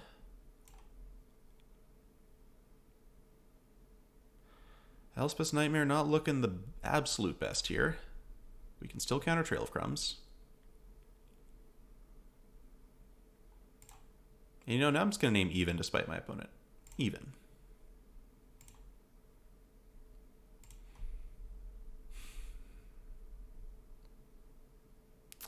Okay. I guess I Omen in response to that. Don't know what I would find. That's of much use, but Omen, Tome. Alright, bottom Tome. I think we keep Omen here. I think we keep Omen here because I'm really looking for like Ashiok or potentially another Ugin.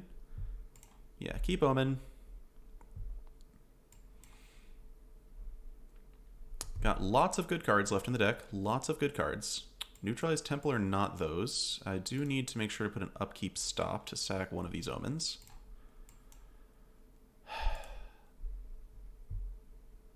Shark Typhoon! There we go. There we go. Shark Typhoon's pretty good.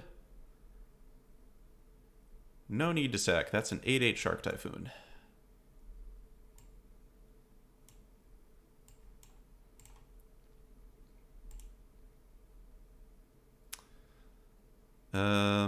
Still dead to questing beast, I guess. You know, probably, but... Ooh, get sharked. Get sharked. And don't cast Trail of Crumbs afterwards, please. Don't cast Trail of Crumbs immediately. If you cast Trail of Crumbs immediately, I'm going to be so disappointed in you, opponent. Just get sharked like you deserve. Neutralize, okay. Alright, we've got the game almost locked. Almost locked. They just need to not play Trail of Crumbs and break my little heart in two. Trail of Crumbs would draw them 7 cards immediately. Lovestruck Beast. Lovestruck Beast is A-okay. That is A-okay. We have Elspeth's Nightmare for you. We have Elspeth's Nightmare for you. Ha ha ha. Ha ha ha. Ha ha. Should I be using this to him? Should I be scrying with this trying to get the life? I don't think I need that. I have a neutralized, so I'm pretty good. Ooh, Crawling Barrens. Not bad either. Not bad either. Let's draw off of the tome.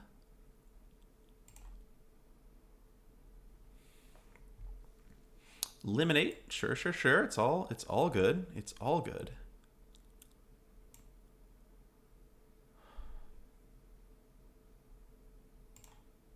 Yeah, all right. Now I think we've got a lock. Basically, Trail of Crumbs is the card they need to get back into the game, and they are a long way from resolving one of those. And while they have a lot of life, I have a big shark, and eventually we'll get somewhere. Oh, Bonder's Enclave. Never mind, chat. Never mind. I'm a big idiot, and I opened my big fat mouth and they drew Bonder's Enclave. Okay, we're still playing a game of Magic here. I guess this is their whole turn, so now I play Omen. I have to start being a little more aggressive now. Nope. We still have a Midnight Clock. Midnight Clock would be nice. Oh, Summon Epiphany. Can't cast that yet, but it'll be good later. It'll be good later.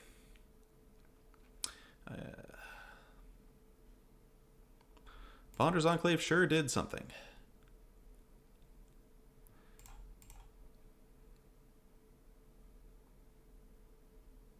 Another tome, another neutralize. I am pretty into both of these, I think. I just have so much mana now. Let's do it.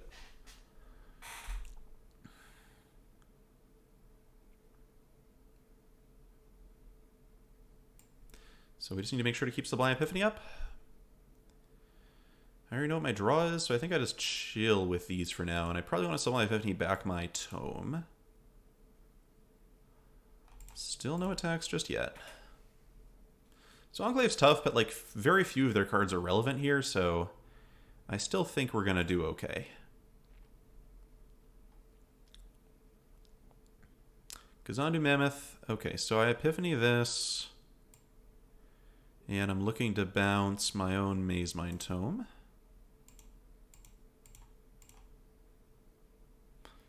That's actually the first time I've heard that, and it's pretty amusing. I like Bonclave.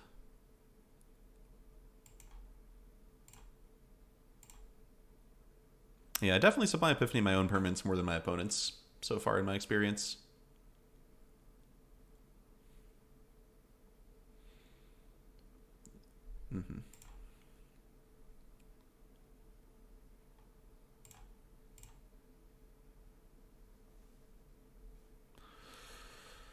I could eliminate this Lovestruck Beast just because it represents a potential lethal attacker if they hit a 1/1, and I'd rather not have to think about that.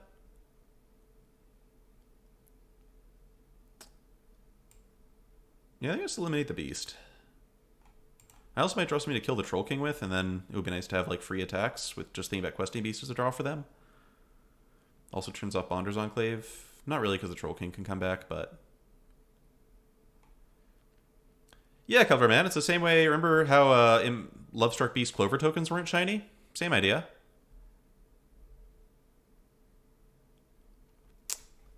Alright, oh, Exchange Event's nice. Except for my Sharks die, so I don't, that part's not so nice. I'll draw off Tome first, see what's going on. More tomes. Alright, they are all showing up now, which makes sense because we didn't have them before. We sure as heck didn't have them before.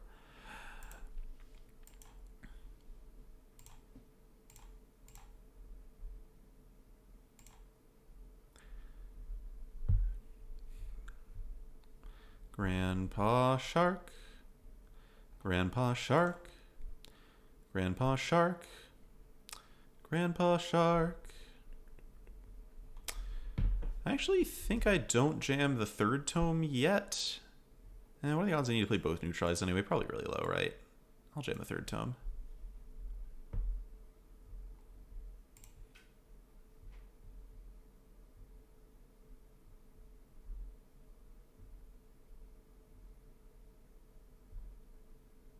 Kazadu Mammoth is totally fine. I've got a whole extinction event with your name on it. Questing Beast is not fine. We're not going to let you do that. Sorry.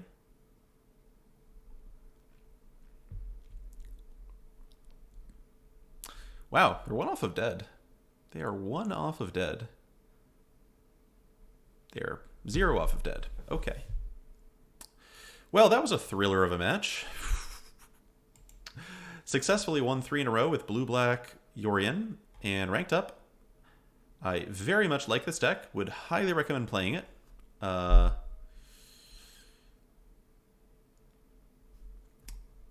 yeah, do think the rule matchup's like a tad rough, but it's just like, I don't know. It's good old-fashioned control. It really feels like old school in a nice way. I rarely play like hard control decks like this. And all right, we got a huge raid, so we're gonna play one more match. Never mind. Mythic Matt, thanks for the raid. You almost caught me ending, but I'm not gonna force everybody to leave right away. Welcome to the stream. We're gonna play one more, see if we can make it keep the stream undefeated with blue-black Yorion. Still can't believe we won that game. We mulled a 5 against Gruul. That was a crazy one. Hi there, deck list. And yes, that was absolutely pitch perfect timing, Mythic Matt. Absolutely perfect timing. Couldn't have done better.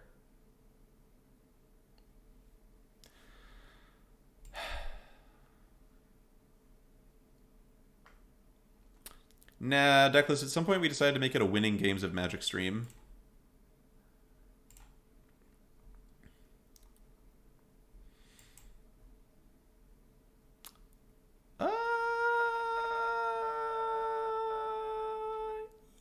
Yeah, sure. We're on the play. I'll allow it. We also have 2 removal spells in hand, so in case we're up against a control deck, I like keeping a... Okay, I like keeping a spell that's actually relevant against control. Atris is pretty good, deck list. I don't know what we're up against. I guess our opponent knows what they're up against. So here's like, this is my favorite kind, one of my favorite kinds of generic Magic questions, chat, is our opponent scooped. We didn't see any of their cards. Do we sideboard? Just assuming that our opponent knows what we're playing and they will bring in cards that are good against our deck. Are there cards we should bring in that we think are generically good against cards that are good against our deck? Well, they know we're a Yorion deck. That's enough. I have to imagine the correct answer is to run it out again, but I feel like once in a while there are times you're supposed to do something. Yeah, Atris has been consistently just a little better than Solemn. A little better.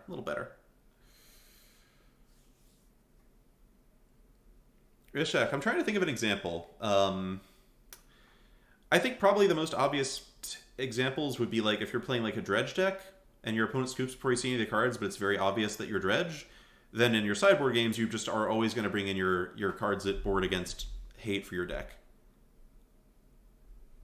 So if you know that your opponent's going to have some devastating sideboard card that they wouldn't have in their main deck, and you know you have an answer to their devastating sideboard card, you'd bring it in. It's like Goblins, for example. Maybe if you're playing Goblins and your opponent scoops without seeing anything, maybe you still bring in some Abrades because everybody runs Cage against you.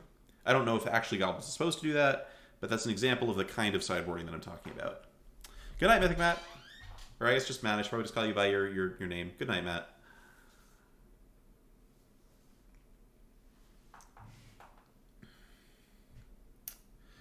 Also completely possible our opponent's going to just not come back and they just disconnected or something, or had to go. So we may have to run up another match after this one. My best guess, given how long the sideboarding is taking, is that our opponent just had to go.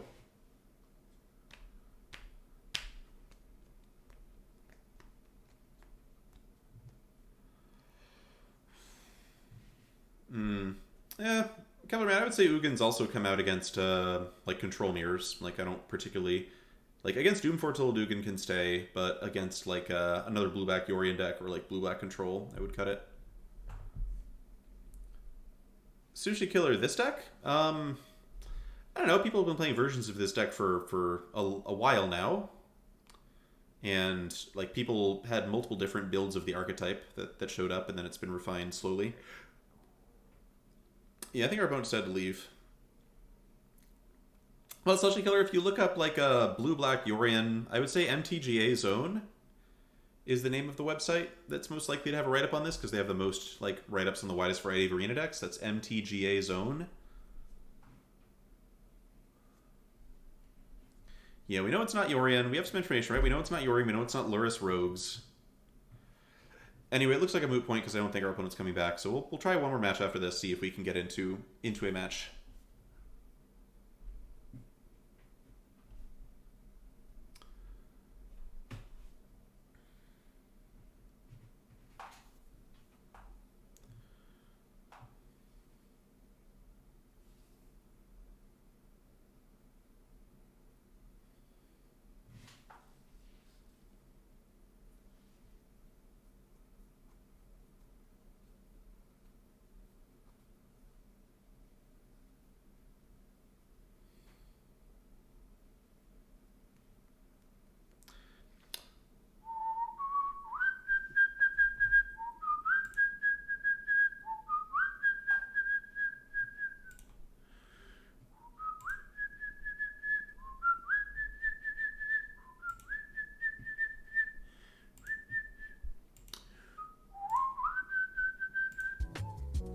Anyway, the lo-fi video got paused at some point.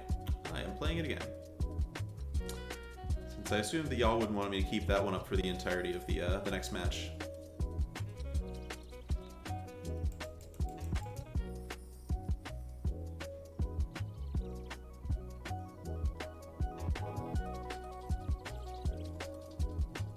Is that a superstition, Rashad? Or are you just talking about Tammy taking all my money away? Oh, it's Russian belief. I see.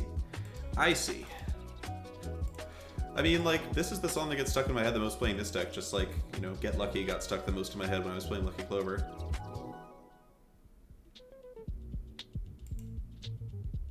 Alright. Real match, let's go. Let's play some more Magic. I'd even be okay with the loss, right? I've won now, like, not counting the last one. I won 13 matches in a row with this deck. Somebody come at me. Ashiok. It's a mirror. It's an Ashiok mirror. Up against another Yorion deck, and my hand has 2 Heartless Acts in it. I think this is a mulligan. I think that's just gotta be a mulligan. My hand now has 2 Extinctions events in it. Well, I at least get to put one of them back. I will keep this hand.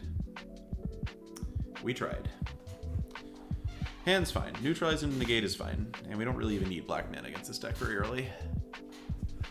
Curious to see if it's a mirror, or if it's Doom Foretold, or if it's some other yet stranger thing. That's fun, Snippety. I'd be curious to see it. If you put it in chat, I would be interested to take a look. Alright, so what I want most of all here is like... Oh, Sunpiddle. Is this Food Yorion? Are we playing against, like, old school Food Yorion? That would be neat. Oh, nope. It's Abzan Yorion with Treacherous Blessings and stuff, and nope, not gonna let you do that. The fun thing would be let them have Treacherous Blessing and counter all the spells that can actually remove it, but that's not actually something we can do reliably. Also, we should have played Crawling Barrens this turn. That was stupid. I'm gonna punt myself for not playing Crawling Barrens, because Crawling Barrens is actually excellent in these mirrors. Okay. Anyway, we're chilling. Alright. And opponent's digging. Here we go. So, could really use some of my Omens this eve so I can play this mirror out properly. But this draw is really bad and we're probably going to die in game 1 here. Good news is post-board as the blue deck in the control mirror, we are probably in good shape. Treacherous Blessing is definitely scary, but we're probably in good shape. You're pretty curious to see if they just go for Naked Yorion. They did just go for Naked Yorion. Okay, sure. It's a deal. Opponent's also just drawing absolutely nothing, would be my best guess. I think we'll just take 1 Yorion hit so I can Extinction up and Neutralize back up if need be. And we're just going to keep thinning. We also got Neutralize plus the Goth Triome this turn, which is something. Pretty glad to have Atris over Solemn now, that's for sure. Alright, so opponent's hand really seems like it's probably just chock full of removal spells. Too bad. Probably should have put Yorion in hand that turn, huh? Oh, Shark Typhoon. Lovely. Lovely, lovely Shark Typhoon. So I am confident enough that my opponent's hand is full of removal spells that I'm not going to try to Shark their Yorion or anything. I think the Shark's just going to get Heartless acted. I think what I would like to ideally do is be able to save Shark Typhoon until I can cast it with Neutralize backup.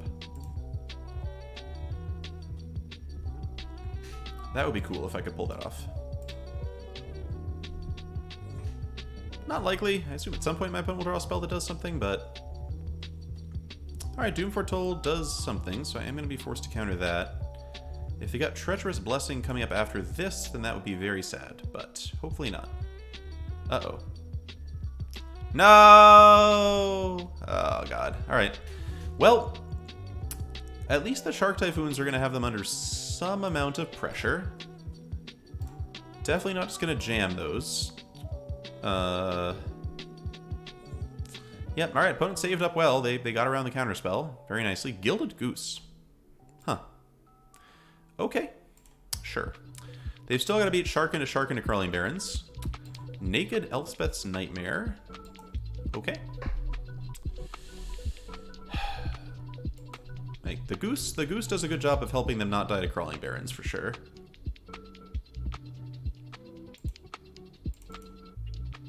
Alright, this is 7, right? 1, 2, 3, 4, 5, 6. It's 6. 6. So yeah, this is probably going to die, but it's at least going to cost them a life and a card. Sure, Dead Shark, you got it. Come on, Atris? You know what I want here. I guess lands are fine. Okay, so... could go a couple directions. I could just play Shark Typhoon, hold up Jori Disruption, which is not actually going to counter anything, but it makes a Shark if they just play a random spell. The problem with cycling Shark Typhoon is it's... I mean, whether it gets me something that gets discarded or not doesn't actually matter. That is not actually a thing that matters.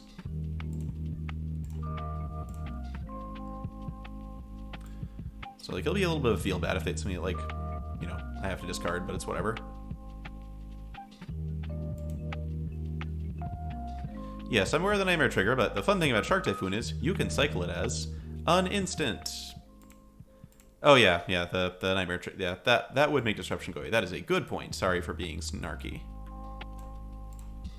All right. Come on, Atris. Come on, Atris. Come on, Atris.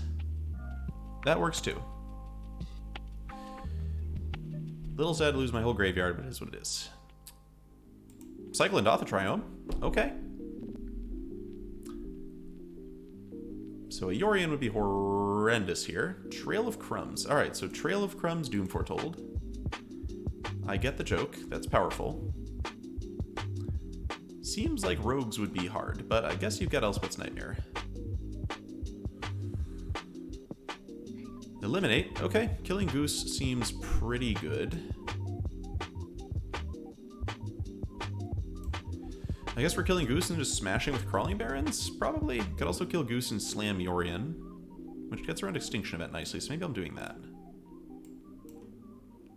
Well, let's kill the Goose and see what they get off the Goose first. That'll be informative.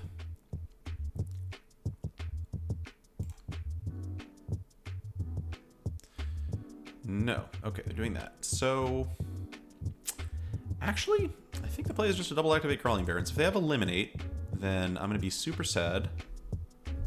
Or, I guess single eliminate Crawling Barrens and put Yorion in hand.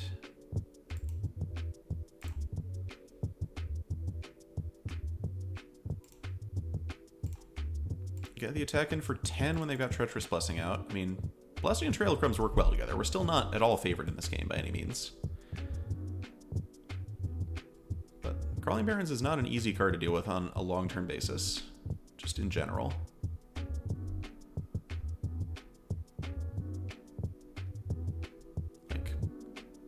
they draw Elspeth Conqueror's Death, it's useless. Glass Casket for Shark is solid. That one's definitely pretty good.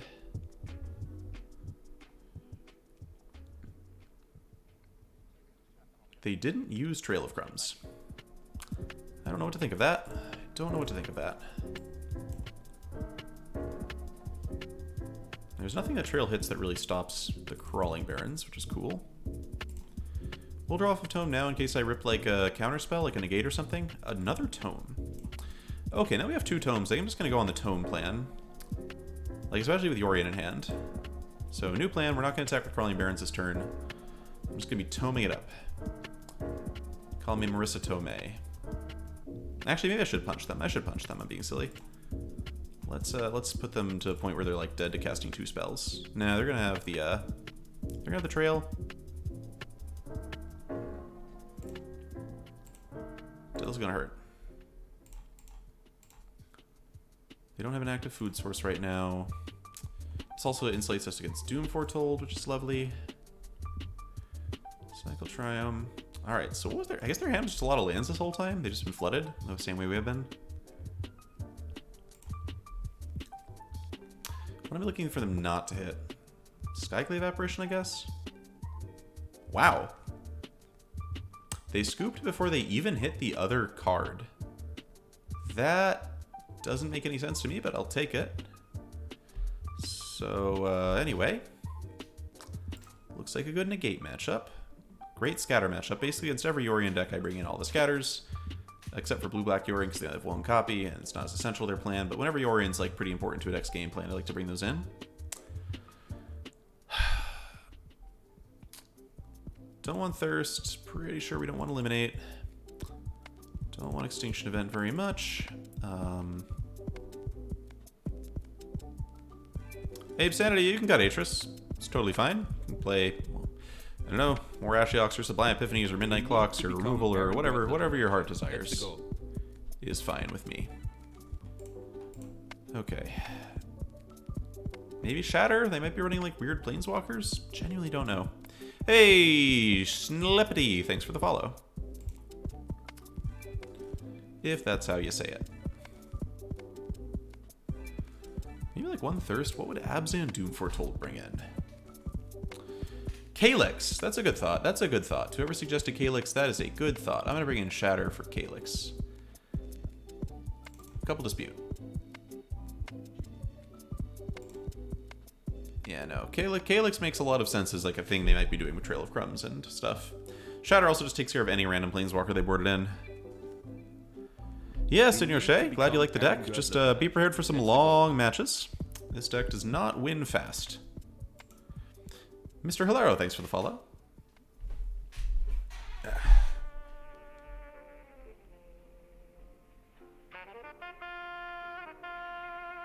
feel like we're gonna have some kind of epic struggle here where like the Soul Shatter somehow wins the game for me. Also, still have no idea why they scooped there.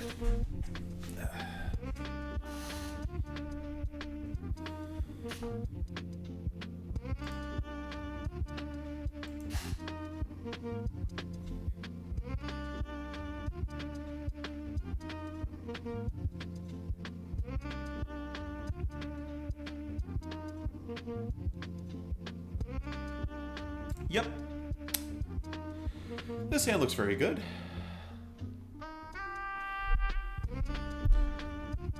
Pretty close to perfect, honestly.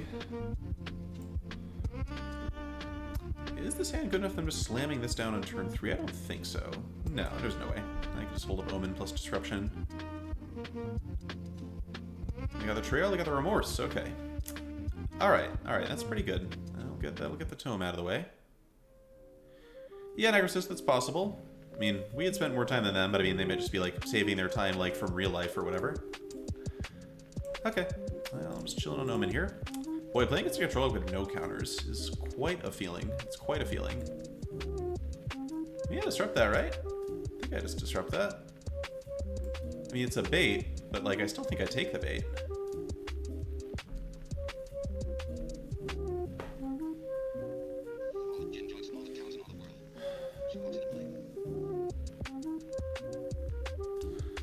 Okay, and now we'll just Elspeth's Nightmare. Worst case scenario, they like Skyclave Apparition it, which is still fine.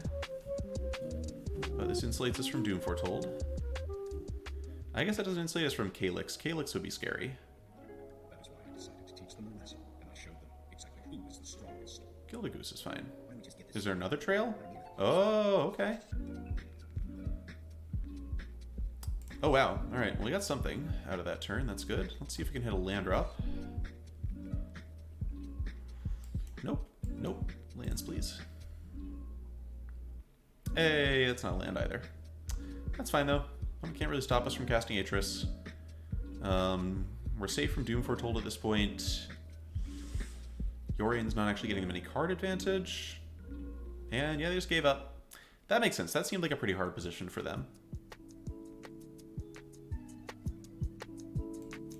Alright, well, as promised, that was in fact the last match of the night. Let's see if anyone's still playing. We did go undefeated.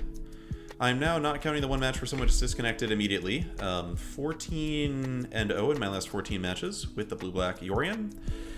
It's not the best at Constrictor, but it's good. It's darn good. Would recommend. Also, a good way to learn. If you haven't really played a traditional control deck before, this is a great way to learn it, right? It's got just a classic mix of removal, counter spells, and finishers. And I really enjoy playing it. It's definitely one of the styles of Magic I like. Now, who is streaming? Who could be rated? Let's find out. Looks like nobody I follow is streaming. Oh, Floopy Minx is streaming. What is Floopy Minx playing? As well as Annabella. Alright, two potential folks. Floopy Minx is streaming Cube. Annabella is streaming Mono White. Alright, well, let's go watch some more Standard. I don't think I've rated Annabella before, but let's do it.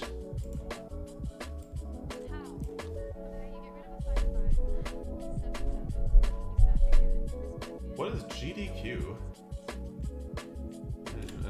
I left chat for like 1 minute. I have no idea what any of you were talking about. Alright. Oh, game's done quick. I see. Raid time, we're going to see somebody playing this white weenie deck, which I'm highly skeptical of. I've never seen it look good against anything I was playing, but first time for everything. Alright, raid time. Good night, chat.